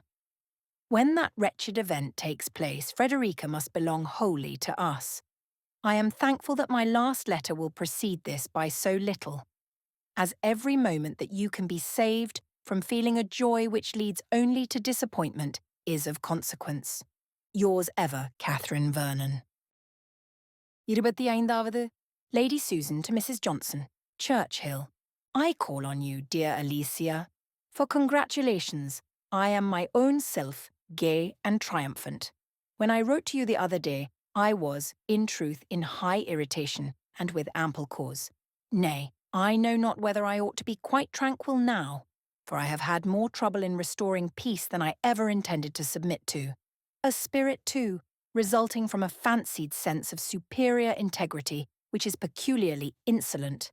I shall not easily forgive him, I assure you. He was actually on the point of leaving Churchill. I had scarcely concluded my last when Wilson brought me word of it.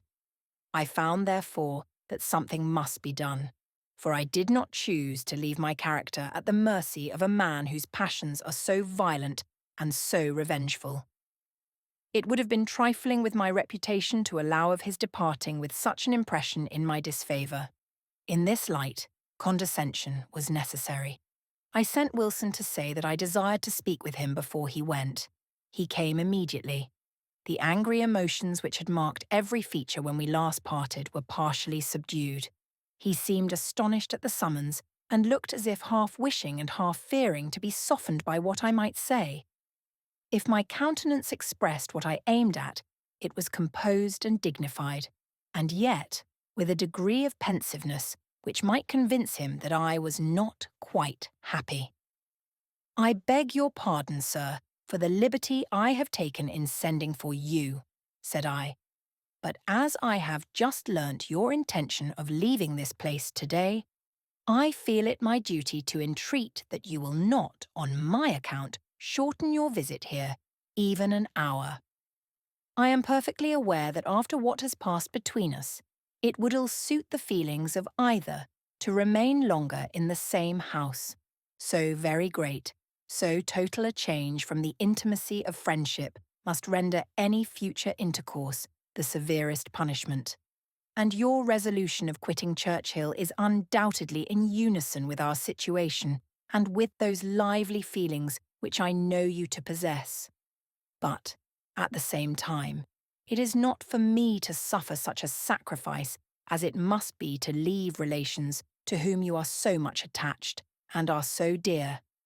My remaining here cannot give that pleasure to Mr. and Mrs. Vernon which your society must, and my visit has already perhaps been too long. My removal, therefore, which must, at any rate, take place soon, may, with perfect convenience, be hastened. And I make it my particular request that I may not in any way be instrumental in separating a family so affectionately attached to each other. Where I go is of no consequence to anyone, of very little to myself, but you are of importance to all your connections. Here I concluded, and I hope you will be satisfied with my speech.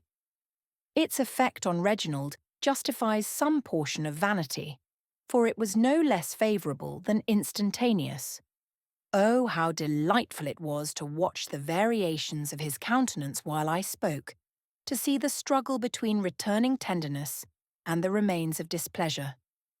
There is something agreeable in feelings so easily worked on.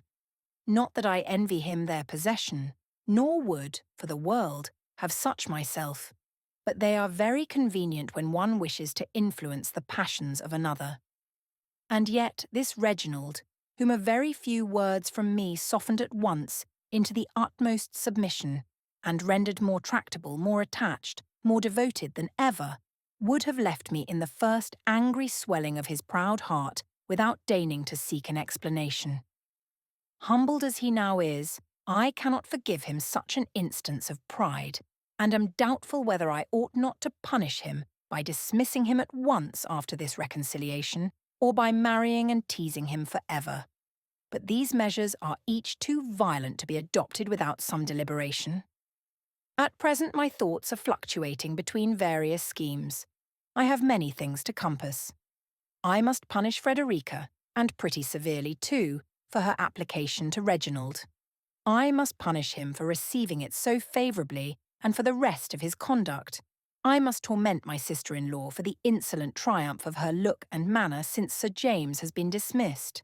For in reconciling Reginald to me, I was not able to save that ill-fated young man, and I must make myself amends for the humiliation to which I have stooped within these few days. To effect all this, I have various plans. I have also an idea of being soon in town, and, whatever may be my determination as to the rest, I shall probably put that project in execution. For London will be always the fairest field of action, however my views may be directed. And at any rate, I shall there be rewarded by your society and a little dissipation, for a 10 weeks' penance at Churchill. First, believe I owe it to my character to complete the match between my daughter and Sir James, after having so long intended it. Let me know your opinion on this point. Flexibility of mind, a disposition easily biased by others, is an attribute which you know I am not very desirous of obtaining. Nor has Frederica any claim to the indulgence of her notions at the expense of her mother's inclinations. Her idle love for Reginald, too.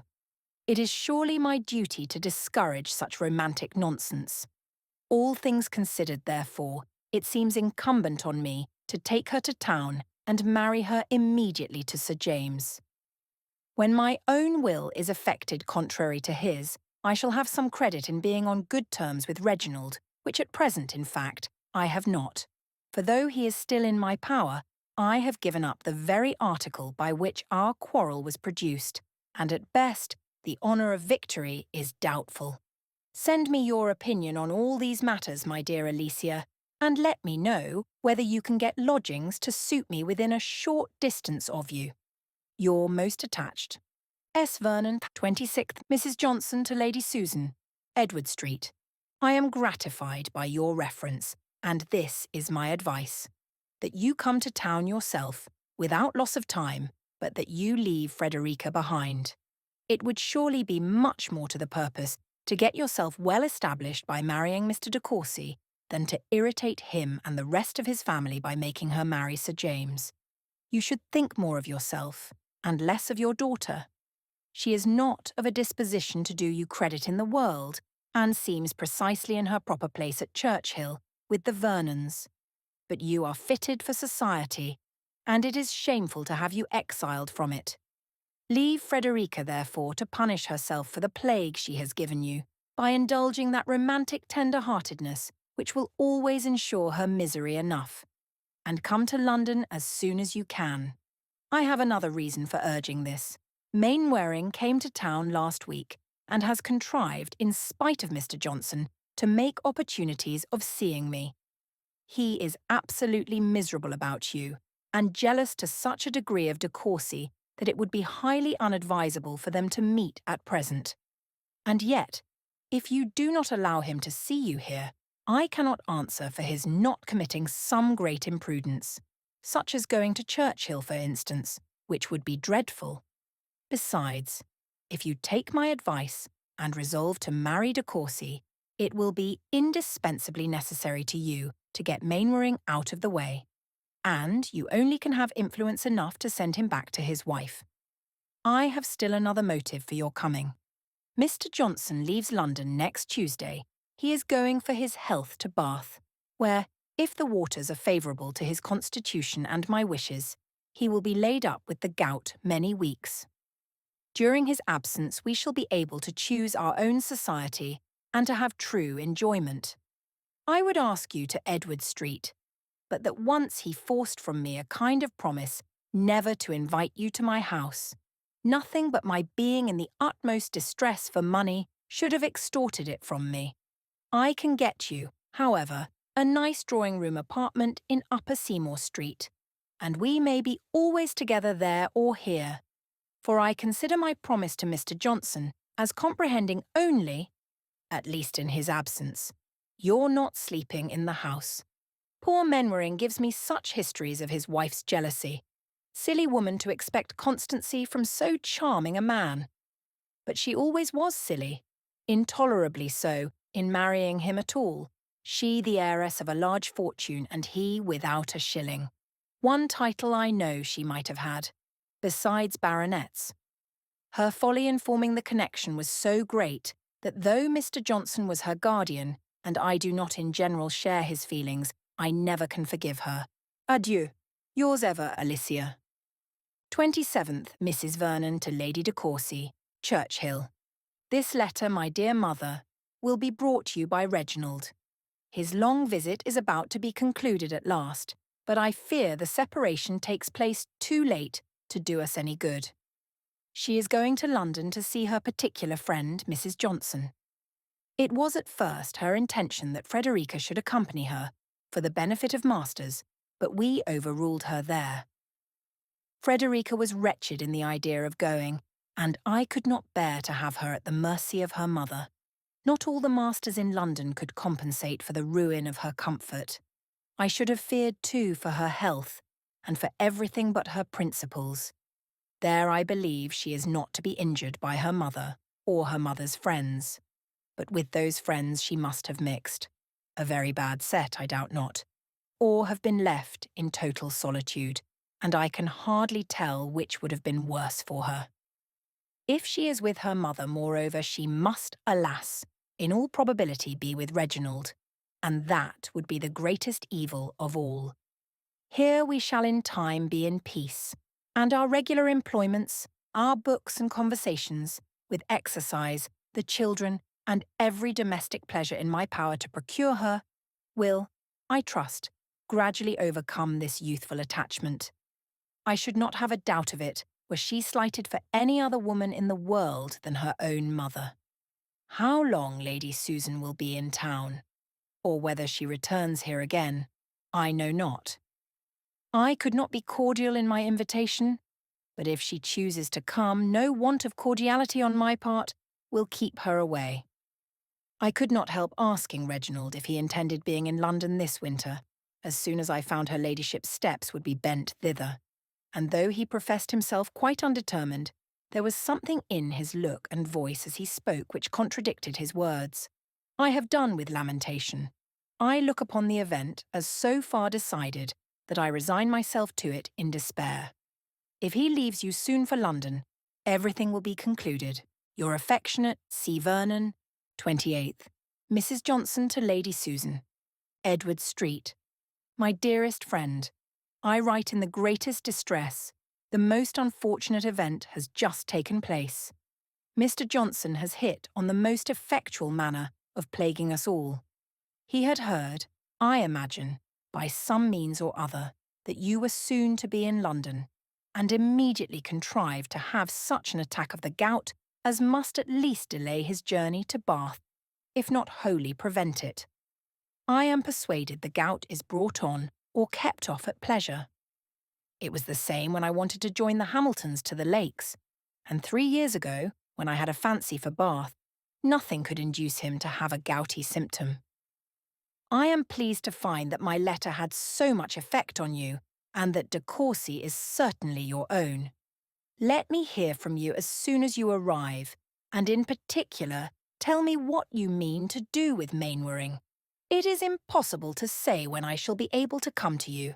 My confinement must be great, It is such an abominable trick to be ill here instead of at Bath that I can scarcely command myself at all.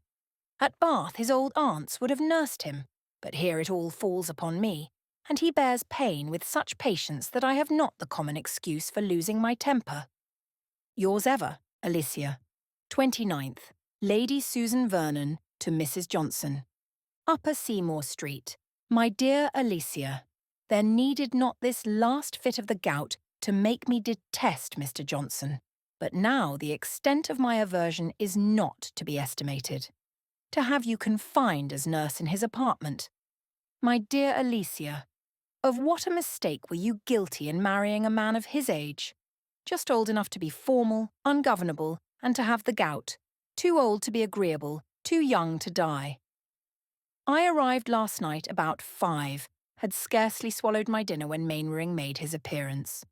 I will not dissemble what real pleasure his sight afforded me, nor how strongly I felt the contrast between his person and manners and those of Reginald, to the infinite disadvantage of the latter.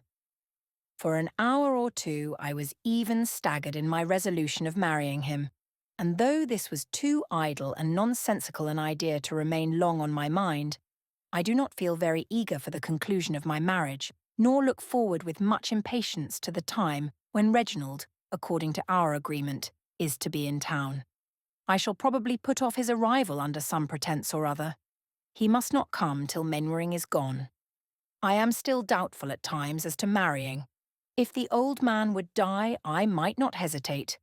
But a state of dependence on the caprice of Sir Reginald will not suit the freedom of my spirit, and if I resolve to wait for that event, I shall have excuse enough at present in having been scarcely 10 months a widow. I have not given Mainwaring any hint of my intention, or allowed him to consider my acquaintance with Reginald as more than the commonest flirtation, and he is tolerably appeased. Adieu, till we meet. I am enchanted with my lodgings. Yours ever, S. Vernon. 30. Lady Susan Vernon to Mr. DeCourcy. Upper Seymour Street. I have received your letter, and though I do not attempt to conceal that I am gratified by your impatience for the hour of meeting, I yet feel myself under the necessity of delaying that hour beyond the time originally fixed. Do not think me unkind for such an exercise of my power, nor accuse me of instability without first hearing my reasons. In the course of my journey from Churchill, I had ample leisure for reflection on the present state of our affairs, and every review has served to convince me that they require a delicacy and cautiousness of conduct to which we have hitherto been too little attentive. We have been hurried on by our feelings to a degree of precipitation which ill accords with the claims of our friends or the opinion of the world.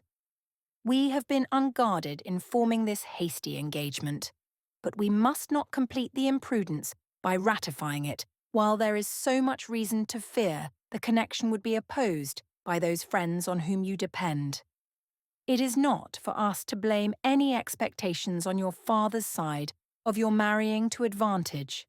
Where possessions are so extensive as those of your family, the wish of increasing them, if not strictly reasonable, is too common to excite surprise or resentment. He has a right to require a woman of fortune in his daughter-in-law, and I am sometimes quarrelling with myself for suffering you to form a connection so imprudent. But the influence of reason is often acknowledged too late by those who feel like me. I have now been but a few months a widow, and, however little indebted to my husband's memory for any happiness derived from him during a union of some years, I cannot forget that the indelicacy of so early a second marriage must subject me to the censure of the world and incur, what would be still more insupportable, the displeasure of Mr. Vernon. I might perhaps harden myself in time against the injustice of general reproach, but the loss of his valued esteem I am, as you well know, ill-fitted to endure. And when to this may be added the consciousness of having injured you with your family, how am I to support myself? With feelings so poignant as mine, the conviction of having divided the son from his parents would make me, even with you, the most miserable of beings. It will surely, therefore, be advisable to delay our union, to delay it till appearances are more promising, till affairs have taken a more favourable turn. To assist us in such a resolution, I feel that absence will be necessary. We must not meet. Cruel as this sentence may appear, the necessity of pronouncing it, which can alone reconcile it to myself, will be evident to you when you have considered our situation in the light in which I have found myself imperiously obliged to place it. You may be, you must be, well assured that nothing but the strongest conviction of duty could induce me to wound my own feelings by urging a lengthened separation, and of insensibility to yours you will hardly suspect me. Again, therefore, I say that we ought not, we must not, yet meet. By a removal for some months from each other, we shall tranquillize the sisterly fears of Mrs. Vernon, who accustomed herself to the enjoyment of riches, considers fortune as necessary everywhere, and whose sensibilities are not of a nature to comprehend ours. Let me hear from you soon, very soon. Tell me that you submit to my arguments, and do not reproach me for using such. I cannot bear reproaches. My spirits are not so high as to need being repressed. I must endeavour to seek amusement, and fortunately many of my friends are in town. Amongst them, the Mainwarings. You know how sincerely I regard both husband and wife. I am, very faithfully yours, S. Vernon. 31. Lady Susan to Mrs. Johnson. Upper Seymour Street. My dear friend, that tormenting creature Reginald is here. My letter, which was intended to keep him longer in the country, has hastened him to town. Much as I wish him away, however, I cannot help being pleased with such a proof of attachment. He is devoted to me, heart and soul. He will carry this note himself, which is to serve as an introduction to you, with whom he longs to be acquainted. Allow him to spend the evening with you, that I may be in no danger of his returning here.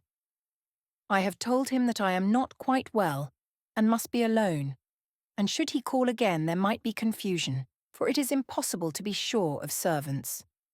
Keep him, therefore, I entreat you, in Edward Street. You will not find him a heavy companion, and I allow you to flirt with him as much as you like. At the same time, do not forget my real interest. Say all that you can to convince him that I shall be quite wretched if he remains here. You know my reasons, propriety and so forth. I would urge them more myself, but that I am impatient to be rid of him, as Mainwaring comes within half an hour. Adieu. S. Vernon. 32nd. Mrs. Johnson to Lady Susan. Edward Street. My dear creature, I am in agonies, and know not what to do. Mr. DeCourcy arrived just when he should not. Mrs. Mainwaring had that instant entered the house, and forced herself into her guardian's presence, though I did not know a syllable of it till afterwards, for I was out when both she and Reginald came, or I should have sent him away at all events. But she was shut up with Mr. Johnson, while he waited in the drawing-room for me. She arrived yesterday in pursuit of her husband, but perhaps you know this already from himself. She came to this house to entreat my husband's interference, and before I could be aware of it, everything that you could wish to be concealed was known to him. And unluckily she had wormed out of Mainwaring's servant that he had visited you every day since your being in town, and had just watched him to your door herself. What could I do? Facts are such horrid things. All is by this time known to DeCourcy, who is now alone with Mr. Johnson. Do not accuse me. Indeed, it was impossible to prevent it. Mr. Johnson has for some time suspected DeCourcy of intending to marry you, and would speak with him alone, as soon as he knew him, to be in the house. That detestable Mrs. Mainwaring, who, for your comfort, has fretted herself thinner and uglier than ever, is still here, and they have been all closeted together. What can be done? At any rate, I hope he will plague his wife more than ever. With anxious wishes, yours faithfully, Alicia. 33. Lady Susan to Mrs. Johnson. Upper Seymour Street. This éclaircissement is rather provoking. How unlucky that you should have been from home. I thought myself sure of you at 7. I am undismayed, however. Do not torment yourself with fears on my account. Depend on it. I can make my story good with Reginald. Mainwaring is just gone. He brought me the news of his wife's arrival. Silly woman, what does she expect by such manoeuvres? Yet I wish she had stayed quietly at Langford. Reginald will be a little enraged at first, but by tomorrow's dinner, everything will be well again. Adieu, St. Vincent 34th, Mr. DeCourcy to Lady Susan.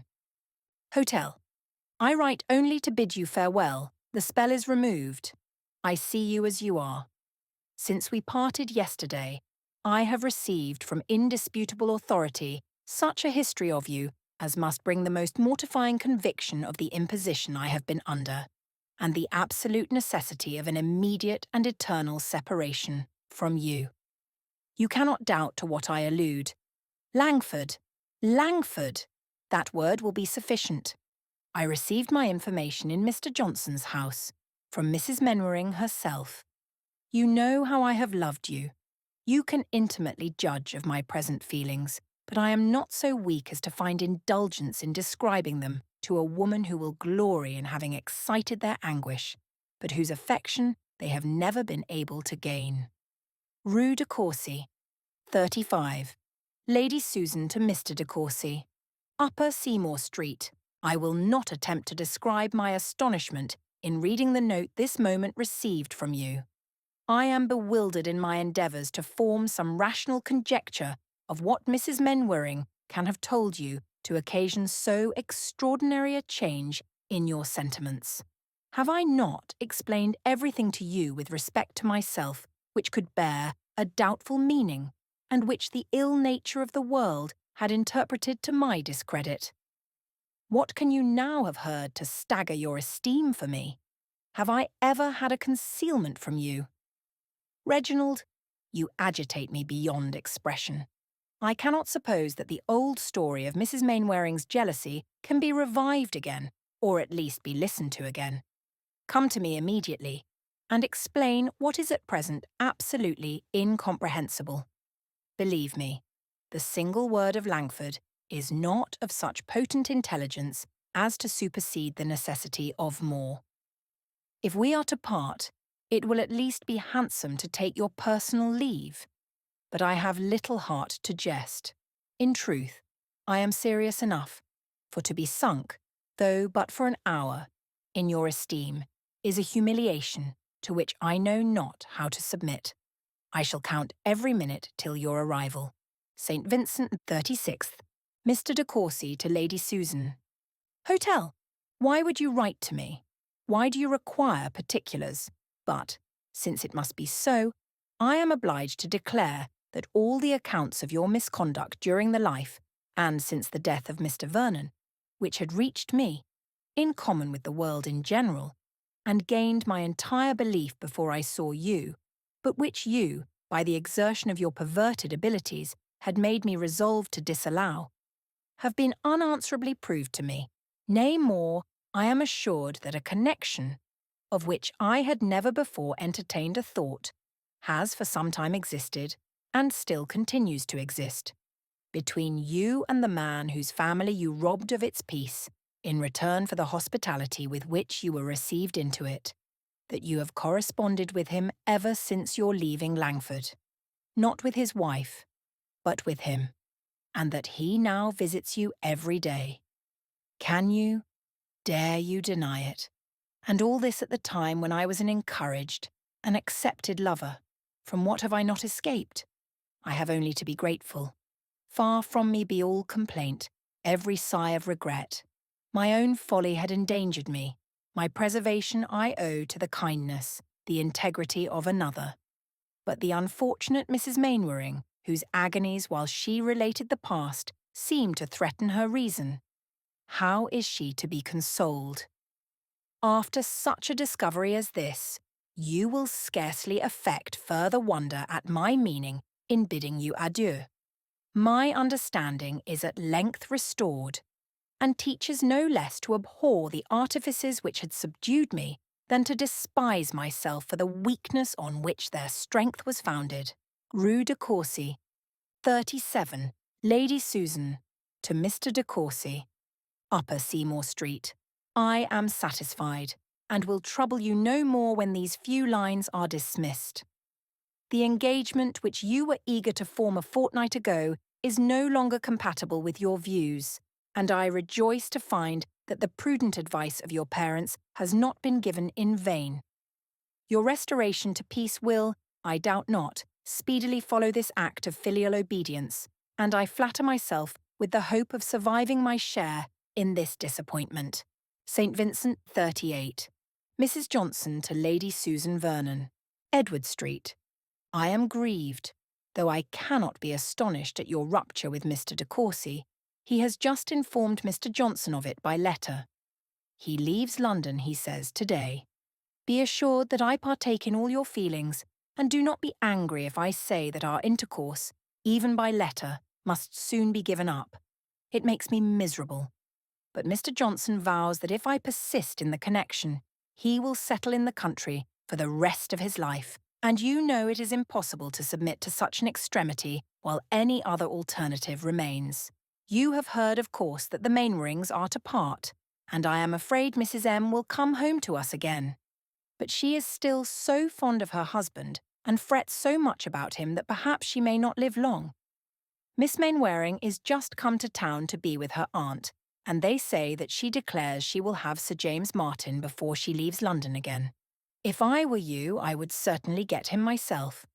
I had almost forgot to give you my opinion of Mr. DeCourcy. I am really delighted with him. He is full as handsome, I think, as Mainwaring, and with such an open, good-humoured countenance that one cannot help loving him at first sight. Mr. Johnson and he are the greatest friends in the world. Adieu, my dearest Susan, I wish matters did not go so perversely. That unlucky visit to Langford. But I dare say you did all for the best, and there is no defying destiny. Your sincerely attached, Alicia. 39, Lady Susan to Mrs. Johnson, Upper Seymour Street. My dear Alicia, I yield to the necessity which parts us. Under such circumstances you could not act otherwise. Our friendship cannot be impaired by it, and in happier times, when your situation is as independent as mine, it will unite us again in the same intimacy as ever. For this, I shall impatiently wait, and meanwhile can safely assure you that I never was more at ease or better satisfied with myself and everything about me than at the present hour. Your husband I abhor, Reginald I despise, and I am secure of never seeing either again. Have I not reason to rejoice? Mainwaring is more devoted to me than ever, and were we at liberty, I doubt if I could resist even matrimony offered by him. This event, if his wife live with you, it may be in your power to hasten. The violence of her feelings, which must wear her out, may be easily kept in irritation. I rely on your friendship for this. I am now satisfied that I never could have brought myself to marry Reginald, and am equally determined that Frederica never shall. Tomorrow I shall fetch her from Churchill, and let Maria Mainwaring tremble for the consequence. Frederica shall be Sir James's wife before she quits my house, and she may whimper, and the Vernons may storm. I regard them not.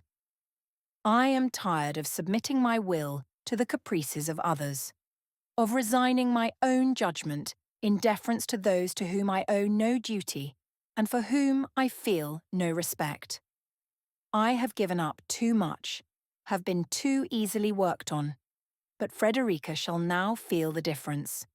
Adieu, dearest of friends. May the next gouty attack be more favourable, and may you always regard me as unalterably yours, S. Vernon, extra large, Lady DeCourcy to Mrs. Vernon. My dear Catherine, I have charming news for you, and if I had not sent off my letter this morning, you might have been spared the vexation of knowing of Reginald's being gone to London, for he is returned. Reginald is returned, not to ask our consent to his marrying Lady Susan, but to tell us they are parted forever. He has been only an hour in the house, and I have not been able to learn particulars, for he is so very low that I have not the heart to ask questions, but I hope we shall soon know all. This is the most joyful hour he has ever given us since the day of his birth. Nothing is wanting but to have you here, and it is our particular wish and entreaty that you would come to us as soon as you can. You have owed us a visit many long weeks. I hope nothing will make it inconvenient to Mr. Vernon, and pray bring all my grandchildren. And your dear niece is included, of course. I long to see her. It has been a sad, heavy winter hitherto, without Reginald, and seeing nobody from Churchill. I never found the season so dreary before, but this happy meeting will make us young again. Frederica runs much in my thoughts, and when Reginald has recovered his usual good spirits, as I trust he soon will, we will try to rob him of his heart once more, and I am full of hopes of seeing their hands joined at no great distance. Your affectionate mother, C. DeCourcy, unravel. Mrs. Vernon to Lady DeCourcy. Churchill. My dear mother, your letter has surprised me beyond measure. Can it be true that they are really separated, and forever? I should be overjoyed if I dared depend on it, but after all that I have seen, how can one be secure? And Reginald really with you? My surprise is the greater because on Wednesday, the very day of his coming to Parklands, we had a most unexpected and unwelcome visit from Lady Susan, looking all cheerfulness and good humour, and seeming more as if she were to marry him when she got to London than as if parted from him for ever. She stayed nearly 2 hours, was as affectionate and agreeable as ever, and not a syllable, not a hint was dropped, of any disagreement or coolness between them. I asked her whether she had seen my brother since his arrival in town. Not, as you may suppose, with any doubt of the fact, but merely to see how she looked. She immediately answered, without any embarrassment, that he had been kind enough to call on her on Monday, but she believed he had already returned home, which I was very far from crediting. Your kind invitation is accepted by us with pleasure, and on Thursday next, we and our little ones will be with you. Pray heaven, Reginald may not be in town again by that time. I wish we could bring dear Frederica too, but I am sorry to say that her mother's errand hither was to fetch her away, and, miserable as it made the poor girl, it was impossible to detain her. I was thoroughly unwilling to let her go, and so was her uncle, and all that could be urged we did urge. But Lady Susan declared that as she was now about to fix herself in London for several months, she could not be easy if her daughter were not with her for masters. Her manner, to be sure, was very kind and proper, and Mr. Vernon believes that Frederica will now be treated with affection. I wish I could think so too. The poor girl's heart was almost broke at taking leave of us. I charged her to write to me very often, and to remember that if she were in any distress we should be always her friends.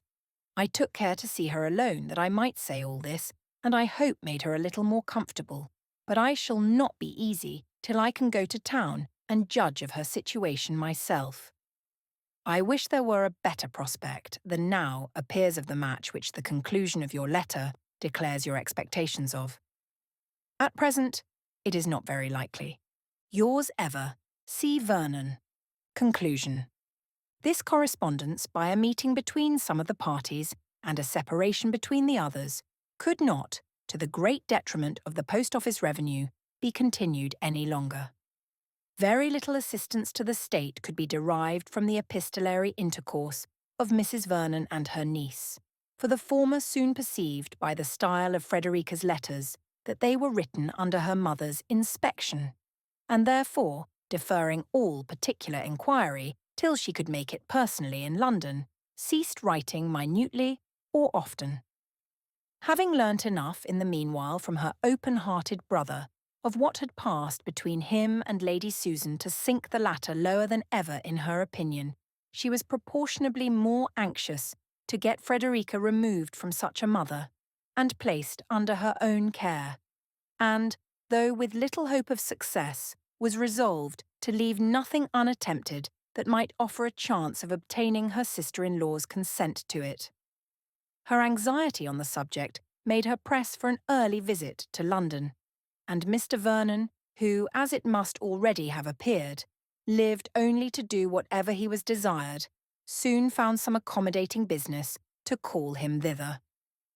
With a heart full of the matter, Mrs. Vernon waited on Lady Susan shortly after her arrival in town, and was met with such an easy and cheerful affection as made her almost turn from her with horror.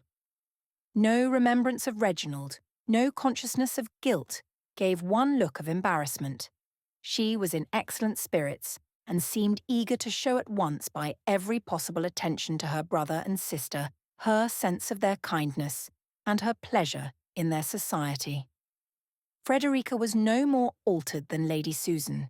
The same restrained manners, the same timid look in the presence of her mother as heretofore, assured her aunt of her situation being uncomfortable, and confirmed her in the plan of altering it. No unkindness, however, on the part of Lady Susan appeared. Persecution on the subject of Sir James was entirely at an end. His name merely mentioned to say that he was not in London. And indeed, in all her conversation, she was solicitous only for the welfare and improvement of her daughter, acknowledging, in terms of grateful delight, that Frederica was now growing every day more and more what a parent could desire. Mrs. Vernon, surprised and incredulous, knew not what to suspect, and, without any change in her own views, only feared greater difficulty in accomplishing them. The first hope of anything better was derived from Lady Susan's asking her whether she thought Frederica looked quite as well as she had done at Churchill, as she must confess herself to have sometimes an anxious doubt of London's perfectly agreeing with her. Mrs. Vernon, encouraging the doubt, directly proposed her niece's returning with them into the country. Lady Susan was unable to express her sense of such kindness, yet knew not, from a variety of reasons, how to part with her daughter, and as, though her own plans were not yet wholly fixed, she trusted it would ere long be in her power to take Frederica into the country herself, concluded by declining entirely to profit by such unexampled attention. Mrs. Vernon persevered, however, in the offer of it, and though Lady Susan continued to resist, her resistance in the course of a few days seemed somewhat less formidable. The lucky alarm of an influenza decided what might not have been decided quite so soon. Lady Susan's maternal fears were then too much awakened for her to think of anything but Frederica's removal from the risk of infection. Above all disorders in the world, she most dreaded the influenza for her daughter's constitution. Frederica returned to Churchill with her uncle and aunt, and 3 weeks afterwards, Lady Susan announced her being married to Sir James Martin. Mrs. Vernon was then convinced of what she had only suspected before, that she might have spared herself all the trouble of urging a removal which Lady Susan had doubtless resolved on from the first. Frederica's visit was nominally for 6 weeks, but her mother, though inviting her to return in 1 or 2 affectionate letters, was very ready to oblige the whole party by consenting to a prolongation of her stay, and in the course of 2 months ceased to write of her absence, and in the course of 2 more to write to her at all. Frederica was therefore fixed in the family of her uncle and aunt, till such time as Reginald DeCourcy could be talked, flattered, and finessed into an affection for her which, allowing leisure for the conquest of his attachment to her mother, for his abjuring all future attachments, and detesting the sex, might be reasonably looked for in the course of a 12-month. 3 months might have done it in general, but Reginald's feelings were no less lasting than lively. Whether Lady Susan was or was not happy in her second choice, I do not see how it can ever be ascertained. For who would take her assurance of it on either side of the question? The world must judge from probabilities. She had nothing against her but her husband and her conscience. Sir James may seem to have drawn a harder lot than mere folly merited. I leave him, therefore, to all the pity that anybody can give him. For myself, I confess that I can pity only Miss Menwaring, who, coming to town and putting herself to an expense in clothes which impoverished her for 2 years on purpose to secure him, was defrauded of her due by a woman 10 years older than herself.